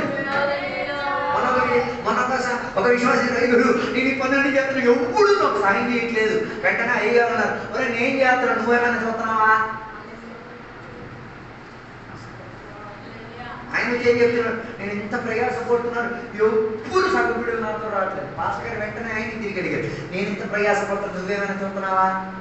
నువ్వు చూడలేనప్పుడు నీ ప్రయాసం కూడా వేరే వాడు చూడు. నువ్వు దేవుని కాసం చూసుకొని చేసుకో. అర్థం కాదు. మనకున్న ప్రాబ్లం ఏంటో తెలుసా? ఈ విశ్వాసంతో జీవించిన వాడు వెలుచూపుతో ఉన్నవాడు ద్వారా పని చేయించుకోవడం చూస్తాడు. ఏమవుతుంది? ఏం మనం అవుతుంది? అర్థం కాదు. అందుకే కదా విందేమైనా జరిగితే ఒంట్లతో రండి అంటే అపనమ్మకం చెందినట్టు పారిపోతాడు. విశ్వాసం ఉన్నోడు మిగులుతాడు. ఆ ఉన్న మిగిలినోడితో చేసుకోవచ్చు కదా. లేదు వీడికి ఎవరు కావాలా? వెలుచూపు ఆడొచ్చి ఏం చేయగలేదు, నీ చేత కూడా పని చేయండి. అర్థం కాలేదు. అందుకే ఈ కంప్లైంట్లు ఎక్కువ వచ్చేస్తున్నాయి. అందుకే కదా ఆదిమకాల సంఘంలో 2 వేదైతే రావడానికి కంప్లైంట్ రావడానికి కారణం ఏంటిది? వీడు చూపుతాడు. చర్చిలో ఏంటి సిద్ధాంతం? వేదలుగా ఉన్న ఆడవాళ్ళకి ఏం దొరికేది? సౌకర్యాలు దొరికేది. సౌకర్యం దొరికినప్పుడు ఇది ఎవరు స్థాపించిన నిర్ణయం? వెలుచూపులో ఉన్నోళ్ళు కాదు, విశ్వాసంలో ఉన్నోళ్ళు. అప్పుడు ఈ వెలుచూపులో ఉన్నోళ్ళు ఏం చేయలేదు, సహాయం చేయలేదు, ఏం చేయలేదు. విశ్వాసంతో ఉన్నోళ్ళు ఏం చెప్పారు? ఏదో చెయ్యాలి. దానివల్ల ఏమొచ్చింది? క్లాస్ వచ్చింది. దానికి మళ్ళీ దేవుడి సేవకు రావాల్సి వచ్చింది. నేను చెప్పి రావడం అనుకున్నది, వెలుచూపుతో ఉన్నోడుతో విశ్వాసంతో ఉన్నోడు నడవడానికి ప్రయత్నం చేయకూడదు. వారికి అసలు ఏం చేయకూడదు, అవకాశమే ఇవ్వకూడదు. నీకు దొరికిన అవకాశం ఏం చేయాలి? ఉపయోగించుకోవాలి. నీకు చీపులు దొరికినా నువ్వు చేసేసుకో, నీకు టైం దొరికినా ఉతికేసుకో, నీకు టైం దొరికినా పెయింట్ వేసేసుకో, నీకు టైం దొరికినా ఏ దేవుడి కోసం ఇటుకలు మోసేసుకో, నీకు టైం దొరికినా ఎప్పుడు వచ్చాడో లేదా మనకి సంబంధమే కాదు. నేను విశ్వాసంతో జీవిస్తున్నాను కాబట్టి నాకు వెలుచూపుతో సంబంధం లేదు, విశ్వాసం. కాబట్టి యేసయ్య తేరి చూసిన వాడు ఇంకా దేని విషయం గురించి పట్టించుకోడు. యేసయ్య చూడలేనోడే గాలి అంతరిక్షం వాతావరణం ఇటు పక్క కేకేసే శిష్యుడు వీటన్నింటినీ చూసి ఆడు నీడు ఈడు ఇద్దరు కలిపి వాళ్ళకి ఇంకా బాగానే ఉంది. వీడి పరిస్థితి ఏంటి ఆలోచించాడు. అంటే బోటు కాడ లేదు, ఇటు ఏసై కాడ లేదు, మధ్యలో ఉన్నాడు. అందుకే విశ్వాసంలో ఎదగాలంటే ఏం చేయాలి? చూపు ఎవరి మీద ఉండి తీరాలి, ఏసయ్య మీద ఉండి తీరాలి. ఎందుకంటే ఎబ్రీ పత్రిక 12వ అధ్యాయం చెప్తున్నమాట, సులువుగా పెట్టిన చిక్కులను విడిచిపెట్టేసి ఎవరి వైపు తేరు చూడు. ఏసయ్యను చూస్తే నీకేది బరువు అనిపించదు. అందుకే కదా ఏసయ్యను తేరు చూసాను కాబట్టి శత్రహింసలు పెట్టిన విశ్వాసం ఇంటికి వెళ్ళి ప్రార్థన చేసి వస్తున్నాం, కేసు పెట్టేసిన విశ్వాసం ఇంటికి వెళ్ళి బోధన తిరిగి వస్తున్నాం, వేదన పట్టేసి ఇంట్లోకి వెళ్ళిపోవాలని చెప్పిన విశ్వాసం చూసాను నమ్మక తిరుగుతున్నాం. ఎవరిని చూసాం? ఏసయ్యని చూసాం కాబట్టి. మరి ఏసయ్య చూడలేకపోతే ఆడు ముఖం తిప్పేసుకుని వెళ్ళాల్సిన పరిస్థితి వస్తుంది. అర్థం కాదు. పోయిన రోజు ఒక విశ్వాసం వచ్చి అయ్యో అయ్యో నేను ఇల్లు కట్టానయ్యా, మీరు ఏం చేయాలి? రావాలి. వెంటనే అయ్యగారు అన్నాడు, వస్తాను ముందు మా పిల్లలందరికీ చెప్పు, తర్వాత నేను వస్తాను. అప్పుడు ఆయన చెప్పాడు, పిల్లలందరికీ నేను చెప్పను, నాకు నచ్చని వాళ్ళు చాలా మంది ఉన్నారు. అలాగైతే ఓకే నాయన, నీ ఇల్లు నువ్వే ప్రతిష్ఠ చేసుకుని నువ్వే తిప్పు, మేము వచ్చే ఛాన్స్ లేదు. నా పిల్లలు పట్టించుకోలేదు నీవు, నన్ను కూడా నువ్వు పట్టించుకోవాల్సిన అవసరం లేదు. వెళ్ళే హలో నేను సంఘంలో ఉన్న బిడ్డ గురించే చెప్తున్నాను. ఇల్లు కట్టించి పాస్టర్ గారు మాత్రం చాలు, ఏ విశ్వాసం ఉంటారు? పాస్టర్ గారు ఇంటి నట్టి చెప్పారు, నా పిల్లలు అక్కర్ లేకపోతే తండ్రిగా నేను రాను. విశ్వాసం ఉన్న అలాంటి ఎన్నికలు తీసుకుంటాను. అందరికి అలాగే లేదు, నాయన లేకపోయినా పర్లేదు, వెళ్ళి రప్పే. హలో, అది నీకు అభ్యంతరం, అది నీ విశ్వాసానికి ఏం చేసి తీరేది? వెలుచూపు తీసుకొచ్చేది. ఈ పక్కటి వేళ మన విశ్వాసం ఏమై ఉండి తీరాలి? చూడకుండా విశ్వసించగలిగి తీరాలి. నా కోసం అవతల పక్క యేసయ్య ఉన్నాడు, నేను అందరికీ రాగలిగి తీరుతాను. నేను ఈ సముద్రం మధ్యలో ఎవరి కేక వినబడక్కర్లే, ఏ గాలి అంతరిక్షం వాతావరణం నా మీద తిరగబడిన నో ప్రాబ్లం, నేను అక్కడే తిరిగి తీరుతా. కారణం ఏంటి? నేను ఎవరిని చూసి బయలుదేరాను? ఏసయ్యను తేలి బయలుదేరి తీరితే ఇంకా ఏది మనకి కనబడలేదు. ఒక విశ్వాసి పాస్టర్ గారి దగ్గరికి పోయి, పాస్టర్ గారి సత్యంలో ఉన్న విశ్వాసాలు ఎప్పుడు మంచి ఉంటారు, అంతా గలీజ్ ఉంటారు. పాస్టర్ గారు వెరీ గుడ్ అమ్మా, చాలా మంచిగా పోల్చామమ్మా, నా కృపావరం నీకు వచ్చిందేమో, పోనీ ఈ కృపావరానికి చిన్న పరీక్ష పెడతా, ఒక్క చిన్న పని చేసి పెడతావా అమ్మా? సరే ఇక్కడ చేస్తా. వెళ్ళి అలా బయటకు వెళ్ళి ఒక బకెట్ నీళ్ళు తీసుకొచ్చేసి ఆ బకెట్ నీళ్ళు పట్టుకొని చర్చి మొత్తం 7 సార్లు తిరిగిసిరా అన్నారు. అమ్మ చాలా మంచి అమ్మ కాబట్టి ఆమె ఏం చేసింది, బకెట్లో నీళ్ళు పట్టేసుకుని మొత్తం తిరిగి వచ్చింది. 7 సార్లు తిరిగిన తర్వాత ఇక ఫుల్ తిరిగాను, ఎక్కడైనా చుక్కపడింది, ఎక్కడ పడనివ్వలేదు. ఇక ఈ వెళ్ళే సందర్భంలో ఆ మంచిగా లేని ఆ విశ్వాసం కనబడ్డా, ఇల్లు విశ్వాసం కనబడ్డా, అల్ల దురాత్మ కనబడ్డా, అల్ల ఆత్మ కనబడ్డా, ఇల్లు లేదయ్యారు ఆడే పట్టలేసుకుని ఏం కనబడలేదు. మళ్ళీ ట్రై చేసుకున్నాం. ఈ వెళ్ళే సందర్భంలో ఇదేమి ఇంకేం కాదు, పట్టింపు కాదు. అలాగైతే నీ చేతిలో విశ్వాసం ఉండి తీరితే, నువ్వు గురి చూసేది ఏసయ్యనే తీరితే, నువ్వు అడిగేది నా విశ్వాసం పెంచదేమో దేవా, అలాగే తీరితే వెలి చూపుతో జీవించిన చేసిన పిచ్చి చేష్టలు చూసేసుకొని నువ్వే చేయొద్దు. ఏసయ్య తేరి చూడకుండా ఇంకెక్కడ తేరి చూడొద్దు. అదే చాలా మంది ఉంటారు, అవిశ్వాసి రాదు ఈ అట్లా నీకు అడిగి వెలి చూపుతో బతుకుతున్నాడు, వాడి కోసం ప్రార్థన చేయాలి. విశ్వాసంతో బతుకున్న వాళ్ళు ఎప్పుడు సంఖ్యలో తక్కువ మంది. అందుకే నేను చెప్పి రావడానికి ఉద్దేశం, పేదలు అంత 12 మంది ఉన్నా ఒకడు మాత్రమే విశ్వాసంలో ఏం చేయగలిగారు, అడుగెట్టగలిగారు. దాని అర్థం 12లో ఎప్పుడు ఒకడే విశ్వాసంలో నడిచేది, మిగతా 11 వెలిచూపుతో జీవించేది. వారి కట్టడలా ఈ రోజు కాకపోతే రేపేమైంది తీరొచ్చు, ఇరిగిపోయి పడిపోయి తీరొచ్చు. అందుకే నేను చెప్పిన ఉద్దేశం, ఏసయ్యను తెలుసుండండి, ఏసయ్య వైపు గురిపెట్టుకు తీరండి. ఎందుకు ఏసయ్యను గురిపెట్టుకు తీరాలి? ఏసయ్య లేకపోతే, ఏసయ్యను తీర్చుకోలేకపోతే ఈ లోకంలో జీవించడం కష్టం. ఏసయ్యను చూడలేదు, మనం ఏసయ్యను చూడలేదు కాబట్టి సాంప్రదాయం అనుకో పరిగెట్టేది. ఒక పక్క ఏసయ్య, మరో పక్క సాంప్రదాయం, ఏది ఎంచుకోవాలో తెలియట్లేదు. కొందరు ముందు ఈ సాంప్రదాయం మా కులస్తులు అందరికీ చెప్తున్నారండి, ఇటు పక్క ఏసయ్య దేన్ని ఎంచుకుంటాడు? విశ్వాసంతో ఉన్నాడు ఏసయ్య పక్కకి వెళ్ళిపోతాడు, వెలిచూపున్నాడు సాంప్రదాయం. అది దానివల్ల ఏమై తీరేది? నీ పేతురు మునిగినట్టు మునిగిపోయి తీరేది. ఈ పగటి వేళ మునిగిపోయే సందర్భంలో కూడా తన విశ్వాసం ఆయన వదులుకు తీరలే. ఆయనకు అర్థమై తీరింది, ఈ నీళ్ళ మధ్యలో నీళ్ళకు ఒక ప్రత్యేకత ఉంది. నీళ్ళ లోపలికి వెళ్ళిపోయి తీరితే అధికంగా శబ్దాలు ఏమి వినబడి తీరదు. అందుకే ఈ నీళ్ళలోకి వెళ్ళడం మంచిది. ఎందుకు? ఈ వెలిచూపుతో ఉన్న వాళ్ళకి చెప్పుడు వినబడకూడదు. నాలుగు పక్క గాలి అంతరిక్షంలో జరిగేదే మీకు అర్థం కాకూడదు. ఒకటి ఇక్కడ అర్థమైతే రాలి, వీటి మధ్యలో నుంచి ఒక శక్తియుక్తమైన దేవుడి యొక్క హస్తం, అభయ హస్తముగా దిగి వచ్చి తీరేది, ఆయనని లేవనెత్తి తీరేది. ఏ నీరు ఆయనను ముచ్చేసి తీరేదో వాటి మీద ప్లాట్ఫామ్ గా నిలబడి తీరేదిగా ఉన్న విశ్వాసానికి పునాదిగా ఉన్నవాడిని మాత్రమే ఆయన గురిపెట్టుకున్నాడు. అందుకే కదా మార్కొసు వార్తలకు పుస్తకంలో చదివి తీరితే పడవలో యేసయ్యతో శిష్యులు ప్రయాణం తీరినప్పుడు యేసయ్య పడవలో ఏం చేసుకున్నారు? శుభ్రంగా పడుకొని ఉన్నారు. పడుకోవడానికి కారణం ఏంటిది? ఎందుకు సాధారణంగా మనుషులు పడుకుపోయేది?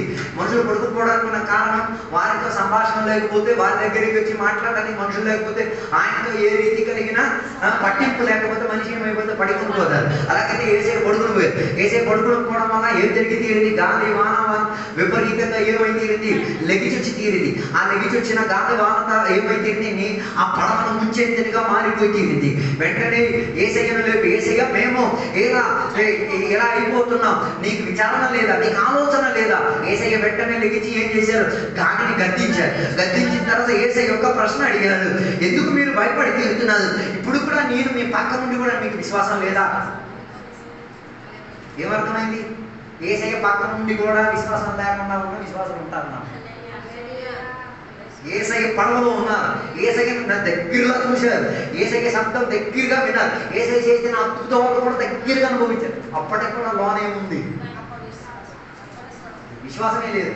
దాని అర్థం విశ్వాసం తగ్గిపోయి ఆ టైంలో ఏం చెప్పాలి? దేవా, ఈ అపనమ్మకం మధ్య మా విశ్వాసాన్ని కాస్త పెంచనివ్వు దేవా. ఈ అపనమ్మకం లోపల మా విశ్వాసం నువ్వే ఎదిగించగలిగి తీరేది. నువ్వే, నీ తోడే నాకు కావాలి. నీవే నా దగ్గర ఉండి తీరాలి. నీ పక్షాన నేనుండి తీరాలి. అలా అడగగలిగి తీరితే ఈ పరిస్థితిలో ఏం తెలియచ్చు? ఏ అపనమ్మకం లేకుండా నమ్మకంతో నిలకడతో కలిగి ఉండగలిగి తీరేది. అందుకే ఈ పగటి వేళ జీవిత స్థితిగతులు కొన్నిసార్లు మనం కూడా ఏసైని ఏం చేసేసాం? పడుకోబెట్టేశాం. ఏసై పడుకుంటే భలే ఉండదు. ఏసై పడుకుంటే మనం ఏం పిచ్చి దేశం ఏం చేసుకోవచ్చు. ఏసై పడుకోలేకపోతే బాధ. అలా చెప్తే మీకు అర్థం కాదు. మీరు ఇప్పుడు మటన్ షాప్కి వెళ్ళారు. మటన్ షాప్లో మనిషి పడుకున్నాడు అనుకో, నరికినాడు, మటన్ దొంగతనం ఇవ్వాలి. అదే ఆ తెలివేసుకున్నాడు అనుకో, మటన్ అక్కడే ఉంటుంది, మనుషులు డబ్బులు తీసుకుని తీసుకెళ్తారు. అలాగైతే ఏసై పడుకుంటే కూడా ఇలాగే కొన్ని ఇలాగే దేవుని బిడ్డలు దొంగతనం చేసి భయపడదు. అది విశ్వాసంతో కాదు, అపనమ్మకంతో. అందుకే నేను చెప్పిన అనుకున్న ఉద్దేశం, విశ్వాసంతో కలిగిన వారు ఏం చేయాలి? ఏసైని పడుకోబెట్టడం. ఏసైని అందుకే కదా కీర్తన చెప్తున్నది మాట, ఇశ్రాయేలును కాపాడువాడు కొనగడు నిద్రపోడు. ఆయన నిద్రపోడు కొనగడు. నువ్వెందుకు కురికేస్తున్నావు? నువ్వెందుకు ఈ జోల పాటలు పాడేసి ఆయన కురికించేసేప్పటికి చేస్తున్నావు? విశ్వాసం లేని చోట ఏసై ఉండలేడు. వెలి చూపుతో జీవించిన మధ్య ఏసైకి ఏం లేదు, చోటే లేదు. దానికి మంచి ఉదాహరణ ఇశ్రాయేలు ప్రజలు ఎర్ర సముద్రాన్ని దాటేవాక ప్రణాళికలు రెండు గుంపులు మనకే కనబడుతున్నాయి. ఒకటి విశ్వాసంతో నడిచే గుంపు, మరో గుంపు వెలి చూపుతో ఇప్పుడు మేము చనిపోతాం, ఇప్పుడు ఇది పొడిచేస్తాం, ఇప్పుడు తిరిగి వచ్చేద్దాం అని చెప్పిన మరో సైన్యము వెనకాతల. మరో సైన్యం ఎక్కడికి? విశ్వాసంలో నిలకడుతుందో మేము వాగ్దాన దేశానికి వెళ్ళి తీరుతాం, వాగ్దాన దేశం ఆరాధన చేసి తీరుతాం, వాగ్దాన దేశం మాకున్నది, వాగ్దాన దేశంలో మేము అడుగు పెట్టి తీరుతాం, అది మాకున్నది, దీనిని దాటి తీరడానికి ఈ ఎర్ర సముద్రం ఒక అభ్యంతరం కాదు, దీన్ని దాటుకు తీరుతామన్న నిర్ణయంతో ఉన్నా. వెలి చూపుతో ఉన్నా నేను చెప్తాను, ఈ ఎర్ర సముద్రం మేము కూడా దాటేద్దాం, మాకు సూపు ఉంది, మా సూపుతో చూసేట దీన్ని దాటలేరు. కారణం ఏంటిది? వెలి చూపుతో ఉన్నోడు ఏదో ఒక రోజు మునిగి సాగడం సునిశ్చితం. లేకపోతే మన సంఘంలో వెలి చూపుతో ఉన్నాడు సత్యాలు లేదా మీరే ఈరోజు స్టాటిస్టిక్స్ తీయండి. ఒక్కొక్క విశ్వాసకి పేరు పెట్టేసి వెలి చూపా విశ్వాసమా, వెలి చూపా విశ్వాసం. చూడండి, ఈరోజు వెలి చూపుతో బతికినోడు రేపు అపనమ్మకంతో చచ్చిపోతాడు అన్నది సునిశ్చితం, ఫ్యాక్ట్, అది జరిగే వాస్తవం. ఎప్పుడిప్పుడు అపనమ్మకం చెందే ప్రయాణం ఎత్తుతున్నాడు. తర్వాత ఇది ఆయన ఏం చేసి తీరేది ఒక అవిశ్వాసిగా, దేవునికి ఎరగని వాడిగా మిగిల్చి వదిలేసి తీరేది. ఈ పగటి వల్ల నేను చెప్పే ఒక మాట, విశ్వాసంలో నిలకడతో కావాలంటే మన అరుణోదయ ప్రాంతంలో ఈ శబ్దం ఉంది. ఏంటి? దేవా, నా విశ్వాసాన్ని పెంచనివ్వండి, నా విశ్వాసం ఎదిగేటట్టుగా వాక్యం ఇవ్వండి, నా విశ్వాసం ఎదిగేటట్టుగా వాక్యాలు నాకు చూపించండి, నా విశ్వాసంలో నిలకడతో కలిగి తీరేందుకు ఇవ్వండి. నాకున్న చుట్టుపక్కల ఉన్న వాతావరణం వెతి చూపును ప్రస్తావించే వాతావరణం, వీటి మధ్యలో నేను ఏమై తీరాలి? విశ్వాసములో చూడగలిగి. అది అబ్రహాం చెప్పినట్టుగా నేను విశ్వాసములో దేవుడు నా కొరకు కట్టించిన నగరమును తేలి చూచాను కాబట్టి గుడారములో నివసించినా కూడా, ఆ గుడారం ఇరిగిపోతున్నా కూడా, గుడారం పడిపోతున్నా కూడా, గుడారానికి ఉన్న పిన్నులు ఊడిపోతున్నా కూడా ఆయన గురి మాత్రం ఎక్కడుండి తీరేది? యేసయ్య మీద ఉండి తీరేది. ఆ ఎబ్రీ పత్రిక ఇంటికి 11వ అధ్యాయం చదవగలిగి తీరితే విశ్వాసములో చూచిన వారి చరిత్ర అక్కడ రాయబడినది. అగ్ని వారి మధ్యలో దహించుచున్నా కూడా విశ్వాసంలో కుర్రలు ఒకే మాట మీద ఉన్నారు. మేము సేవించిన దేవుడు మమ్మల్ని కాచినా కాయకపోయినా, మమ్మల్ని విడిపించకపోయినా, ఈ అగ్నిలో పడేసి మేము బూడిదైపోయిన ప్రాబ్లం లేదు. మేము మాత్రం ఏం చెయ్యం? మేము సేవించిన దేవుని మీద ఉన్న విశ్వాసం వదిలిపెట్టే ఛాన్స్ లేదు. మా జీవిత విధానంలో తీసుకున్న నిబంధన మేము ఎవరిని చూచి? దేవుని చేసి పరలోకాన్ని తేరి చూచి. అందుకే కదా ఒక పాట ఉన్నది, మట్టి కోసం మాణిక్యాలు ఏం చేయొద్దు, విడిచిపెట్టొద్దు. అపనమ్మకంతో ఉన్న ఈ లోకములో మాణిక్యమైన యేసయ్యను ఏం చేయొద్దు, విడిచిపెట్టే ప్రయత్నం చేయకూడదు. విశ్వాసంతో ఉన్నవాడు విశ్వాసంతో నిలకడతో కలిగి ఉండి తిరగడానికి ప్రయత్నం చేయాలి. విశ్వాసము, అందుకే వాక్యం చెప్పేది, విశ్వాసం రోజు ఎదగనించి తీరేందుకు దేవుని అడగ తీరాలి. అందుకే విశ్వాసం ఎలా వచ్చి తీరేది? దేవుని యొక్క వాక్యం విన్న మన విశ్వాసం ఎలా ఎదగగలిగేది? విశ్వాసం కొరకు మనం ప్రార్థన చేయాలి దేవుని దగ్గర. బండి పెరగాలి, ఇల్లు పెరగాలి, ఆస్తి పెరగాలి కాదు, విశ్వాసం పెరగాలి. విశ్వాసం పెరిగితేనే రేపటి అద్భుతం నీ దగ్గరికి రాగలిగి తీరేది. విశ్వాసంలో ఎదగగలిగి తీరితేనే నీ విశ్వాసం లేని స్థితిగతులు ఎవరిని తేరి చూడగలిగి? యేసయ్యను తేరి చూడగలిగి తీరేది. లేకపోతే పద్మోస్ దీపులో ఎంత వేదన చెందిన సరే 4 పక్కల మరణ కేకలు వినబడతాయి, గెద్దలు రెడీగా ఉన్నాయి. పాస్టర్ సస్తావు, రేపు తినేస్తాను. అవతల పక్క ముసలి ఎడుతోంది, పాస్టర్ సస్తావు, నేను తినేస్తాను. అవతల 4 పక్క నుంచి విపరీత చలిగాలి, ఒక అగ్గి ఆర్చుకోవడానికి లేదు, ఒక వంట చేసుకోవడానికి లేదు, తినడానికి లేదు, ఏమీ లేని ఆ ప్రక్రియలో కూడా ఆయనకి గుర్తొచ్చింది, ఈరోజు దేవునికి ఆరాధన చేయాల్సిన దినం, ఈరోజు దేవుని సన్నిధిలో కూర్చోవలసిన దినం, ఈరోజు నేను దేవుని సన్నిధిలో ప్రార్థన చేయాల్సిన దినం, ఈ దినం నేను దేవుడిని నిలబెట్టు ఆలోచించి పిలుచుకు తీరాలన్న దినం. ఆయనకి సమయం గుర్తుకు రాకపోయినా, వాతావరణం ఆయనకి సమయం గురించి బోధించకపోయినా ఆయనకు అర్థమైతే ఈరోజు ఆదివారం రోజు, ఈరోజు నేను వాక్యం వినాల్సిన రోజు. ఓ లార్డ్, అలా అర్థత ఉండాలి విశ్వాసం ఉన్నాడు. ఒంటరిగా పద్మోస్ దీపులో ఎవ్వరు విశ్వాసం లేదు, ఎవ్వరు సేవకులు లేదు, బైబిల్ కూడా చేతిలో లేదు. అలాంటప్పుడు కూడా ఆయన ఏం చేస్తున్నాడు? దేవా, విశ్వాసంతో నేను కనుక్కుంటున్నా, నేను అనుకుంటున్నా ఈరోజు దేవుని యొక్క దేవునికి ఆరాధన చేసే దినం, ఈరోజు దేవుని దగ్గర ఆరాధన మా కుటుంబంలో ఉన్న వాళ్ళందరూ చేస్తున్నాడు. నాకు అవకాశం లేదు దేవా, అయినా కూడా ఆయన దేవుని సన్నిధిలో కూర్చున్నాడు. ఆలోచనను ఎదిగిన దేవుడు ఆయన దగ్గరికి తేజోమయుడిగా దిగి వచ్చి ఆయనకి సహవాసం ఇచ్చి తీరాడు. తన విశ్వాసాన్ని దేవుడు బలపరిచి తీరాడు. అలాగే తీరితే మన విశ్వాసానికి బలపరచబడి ఇంకెవడు కాదు, యేసయ్య ఒక్కడే. లేకపోతే దొంగ యేసయ్య నీ జీవితాన్ని పాడు చేసి తీరుతుంది. అందుకే బైబిల్ చెప్తున్నది, పత్రికలు చదివితే మనం చూడొచ్చు, పౌలు గారు చెప్పిన ఒక మాట ఉంది, మేము ప్రకటించలేని క్రీస్తు, మేము బోధించలేని సువార్త, మేము అందించలేని సందేశం అందించుకు తీరడానికి ఎవరు వచ్చినా వారి మాటలో నీవే చెయ్యొద్దు, లక్ష్య పెట్టొద్దు, వారు నిన్ను త్రోవ తప్పించేవాళ్ళు. దాని అర్థం యేసయ్య పేరు పెట్టి అబద్ధ బోధలు చెప్పేవారు కూడా ఉన్నారు, అబద్ధ సువార్త చెప్పేవారు ఉన్నారు, అబద్ధ సంఘాలు స్థాపించే వారు ఉన్నారు, అబద్ధ పరిచయం చేసేవారు ఉన్నారు, అబద్ధ ఉపదేశకులు ఉన్నారు. ఎలా పోల్చాలి? వాటిని చదివి పోల్చాలి, ఎలా పోల్చగలిగేది? వాక్యం చదివి పోల్చగలిగేది. అందరినీ మనం ఏం చేయలేము, విశ్వాసంలో ఏం చేయలేదు, అంగీకరించలేము. వాటిని పోల్చుకు తీరడానికి నీలో విశ్వాసం ఉండి తీరాలి. అందుకే నా మాటలు ముగించాలని కోరుచున్నాను. దేవుడు బిడ్డలారా, ఈ అపనమ్మకం చెందిన గోళంలో ఎతకండి విశ్వాసంలో ఉన్న వాళ్ళు ఎందరో ఉన్నారు. అందుకే విశ్వాసంతో ఉన్నవాళ్ళు, విశ్వాసంతో ఉన్నవాళ్ళు ఏమై తీరాలి? సహవాసం పెట్టుకు తీరాలి. ఒక విశ్వాసం ఇంకొక విశ్వాసం ఏంటి? అది బలపరిచే పెట్టుకుంటే తీరాలి. అందుకే కదా పౌలు గారు చెప్తున్న మాట, నా విశ్వాసాన్ని నేనేం చేశాను? కడ ముట్టించి తీరాలి. దాని అర్థం ఈ రోజు నీ మరణం అయితే, ఈ రోజు నువ్వు సస్తే అప్పగించి తీరడానికి కూడా విశ్వాసంలో ఏమైనా ఉందా? లేకపోతే ఉంటే పొగువ పిలిచి తిరిగే సాంప్రదాయంలో జీవిస్తున్నాం. ఈ పగటి వేళ ఒకసారి పరిశోధించి తీరాలి. పౌలు గారు చెప్పినట్లు, స్టెఫాను చెప్పినట్లు, స్టెఫాను మరణించిన గడియలో ఆయన మనసాక్షి మీరు చూడండి, ఆయన మనసుకున్న స్పందన చూడండి. రాళ్ళు కొట్టిన వాళ్ళని తేరి చూసేసి యేసయ్యను చూసుకోగలిగి తీరాడు. మరణ గడియలో కూడా యేసయ్యను చూసి బైబిల్ చెప్తున్న మాట, స్టెఫాను దెబ్బలు కాస్తున్న దానిని చూసేటప్పుడు పరలోకంలో యేసయ్య కూర్చోలేకపోయాడు. కూర్చున్న చోట నుంచి లెగిచి ఆయనని ఆహ్వానపరిచేటట్టుగా, నా భక్తుడు ఇదిగో విశ్వాసం కొరకు పెరుగుదాటి తీరి విశ్వాసాన్ని ముట్టించుకు తీరడానికి చివరి ప్రార్థన చేసి ప్రాణార్పణ చేసి తీరుతున్నాడు. అలాగైతే వీడిని కూర్చొని కాదు ఆహ్వానించింది, లేచి మరి ఈయన చేసి తీరాలి, ఆహ్వానపరిచి తీరాలి. అలాగైతే ఈరోజు నీకు విశ్వాసానికి నా పునాది ఒకసారి చూసుకో. యేసయ్య మీదే నా పునాది వేయబడి తీరింది, వాక్యం మీదైనా పునాది వేయబడి తీరింది, దేవుని యొక్క వాక్య సాంప్రదాయాల మీదైనా పునాది వేయబడి తీరింది.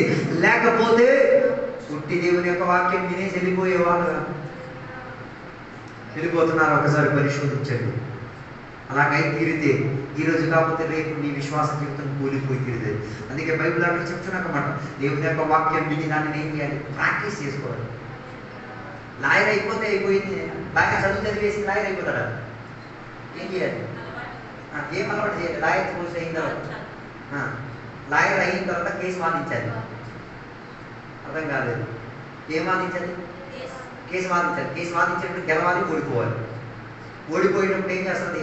గెలిచి తీరడానికి ఆతృత వస్తుంది. గెలిచి తీరినప్పుడు గెలవలేని విషయాలకి గెలిచి తీరడానికి. అలా క్రైస్తవ్యం కూడా అంతే. వాక్యం వినేస్తే మాత్రం కాదు, విన్న వాక్యం ఏమై తీరాలి. మనం కేసు డీల్ చేసుకోవాలి. ఎలా కేసు డీల్ చేసుకోగలిగేది? మొదలు చెప్తారు, ఈ దేవుడు లేడు, వేసే లేడు, బాధ్యం లేదు, అలా లేదు. ఆ దగ్గర నీ కేసును ప్రస్తావించి గెలువు. అర్థం కాలేదు. ఆయన చెప్పాడు, వేసే లేడు, వేసే చచ్చిపోయాడు. ఆ ఓడిపోయిన కేసుని పట్టుకుని కూర్చోడు కదా. అక్కడ ఓడిపోయిన కేసుని ఏం చేయాలి? గెలుపు సాధించుకొని. ఆలోచించండి. స్వార్థ చెప్పడం చిన్న విషయం కాదు. స్వార్థ చెప్పడం ఒక కేసు వాదించే ప్రక్రియ. నమ్మని ఒకడికి నమ్మకం ఇప్పించుకుంటున్నాం. ఆ నమ్మకంలో కూడా ప్రత్యేకత ఉంది. దానికి కూడా ఎవరు సహాయం చేయాలి? పరిశుద్ధాత్మ దేవుడు సహాయం చేయాలి. పుట్టిగా ఎవరు చేసి దేవుడని అంగీకరించదు. ఒకటి దేవుడిని వేసి దేవుడిని అంగీకరించి తీరాలి, ఎవరు సహాయం కావాలి? అలాగైతే 120 సంవత్సరాలు నోహ ఊరంతా తిరిగి స్వార్థ ఒక్క గాడి కూడా దేవుడు నమ్మలేదు. మనిషితో వదిలి ఒక్క తన కుటుంబం కూడా నమ్మింది అంటున్నారు. మరి ఎలా నమ్మిందో మీరే ఊహించండి. 120 సంవత్సరాలు ఒకటే సందేశం. ఏమని? జలప్రలయం వస్తుంది, నాశనం వస్తుంది, ఉగ్రత వస్తుంది, జీవితం నాశనానికి వెళ్తున్నాయి. నాయో మానుడా, మీకోసం ఏం చేశాను? ఒక పడవని సిద్ధపరిచాను. అది సాక్షాత్ యేసుక్రీస్తు వారే. ఆయన ఎప్పుడు రాలే, తర్వాత వస్తాడు. ఆ సందేశమే మనము ప్రకటించేది. ఎంతమంది మారుతారన్నది లేదు, కానీ ఆయన పని మాత్రం ఆయన ఏం చేశాడు? 120 సంవత్సరాలు. బైబిల్ చెప్తున్న మాట, ఆయన చెప్పిన సందేశం ఏం సందేశం తెలుసా? నీతికున్న ఉపదేశం చెప్పాడు. నీతిని ప్రస్తావించారు, నీతిని ప్రకటించారు. కానీ నీతిని ప్రకటించిన వారు ఎవరు ఏం చేయలేదు? నీతిని అలవాటు చేసుకోకుండా దుర్నీతిని అలవాటు చేసుకు తీరారు. చివరికి ఏమై తీరారు? ఏ సందేశం వారికి అందిందో ఆ సందేశం వారికి ఉంచింది. దేని గురించి ప్రస్తావించారు? ఆయన వర్షం పడింది, ఉగ్రత వస్తుంది. ఆ ఉగ్రత వారిని ఏం చేసింది? ముంచి చంపేసి తీరింది. చరిత్రలో స్థానం లేకుండా మార్చేసి తీరింది. కానీ యనమండుగులు మాత్రం ఏం చేశారు? పడవెక్కగలిగితే ఆ యనమండుగులతో కొంతమంది పశువులు కూడా ఏం చేసుకోగలిగారు? పడవెక్కగలిగారు. అన్ని పశువులు ఎక్కలేదు, కొన్ని పశువులు మాత్రమే ఎక్కి తీరినాయి. దాని అర్థం చాయిస్ నీ చేతిలో ఉంది. విశ్వాసం కొరకు అన్ని యేసయ్య సిద్ధపరిచి తీరారు. విశ్వాసానికి పూర్తిపరిచిన వాడు యేసుక్రీస్తు వారు. ఆయనని తేరి చూసేసి నీకు దొరికిన అవకాశంలో విశ్వాసంతో వినండి.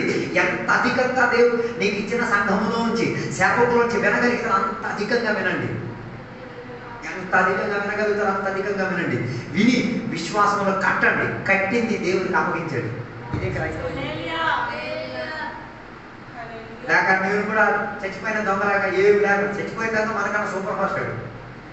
ఆడు చచ్చిపోయే స్థితిలో సువార్తం చేశాడు.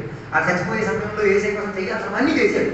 మనకి అవకాశం దొరుకుతుంది, చేయాల్సినవన్నీ చేయండి. విశ్వాసం కోసం ప్రాణత్యాగం చేయడానికి ప్రయత్నం చేద్దాం. ఈ వాక్యాలను దేవుడు మనందరం కూడా దీవించును గాక.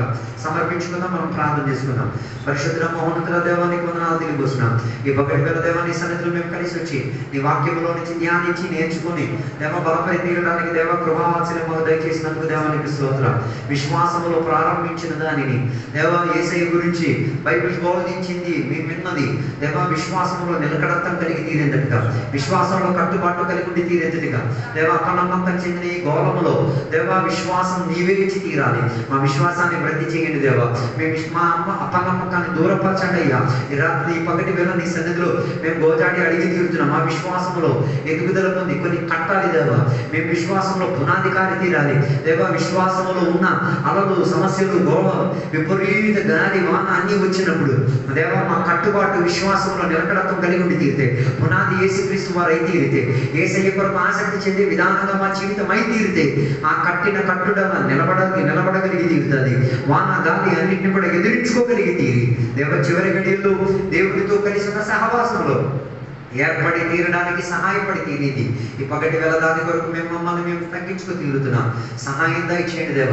మా విశ్వాసం ఎదిగి తీరేటట్టుగా, మా వెనికిడిలో విశ్వాసం ఎదిగి తీరేటట్టుగా, వినబడి తీరేటట్టుగా, కొన్ని విశ్వాసముకున్న దేవ అదృశ్యమైనది మా జీవితంలో నెరవేర్పుగా మారి తీరినట్ల దేవ ఈ పగటి వేళ దృశ్యముగా చూచి నడిచేవారుగా కాకుండా అదృశ్యముగా విశ్వాసంలో నిలకడత్వం కలిగిన వారు అబ్రహాముగా, నోహాముగా దేవ, దానియేలుగా, రాహాబుగా, అలా పాత నిబంధన సద్భక్తులుగా, కొత్త నిబంధనల సద్భక్తులుగా దేవ మేము కూడా విశ్వాసంలో స్థాపించి నిలబడి తీరడానికి సహాయం దయచేయండి. ఈ పగటి వేళ నీ వాక్య సందేశములతో మమ్మల్ని బలపరిచినందుకు దేవానికి స్తోత్రం. దీవెనలతో నింపినందుకు దేవానికి స్తోత్రం. సహాయపరిచినందుకు దేవానికి స్తోత్రం. యేసు నామములో అడిగి వేడుకున్న పరమతండ్రి, ఆమేన్. తండ్రి యొక్క కుమారుక పరిశుద్ధాత్మక సహవాసం ఎప్పుడు వెళ్ళప్పుడు ఇక్కడికి వచ్చిన సద్భక్తులతో దేవ నీ రెండో రాకడ వరకు తోడైనందుకు కాక. ఆమేన్.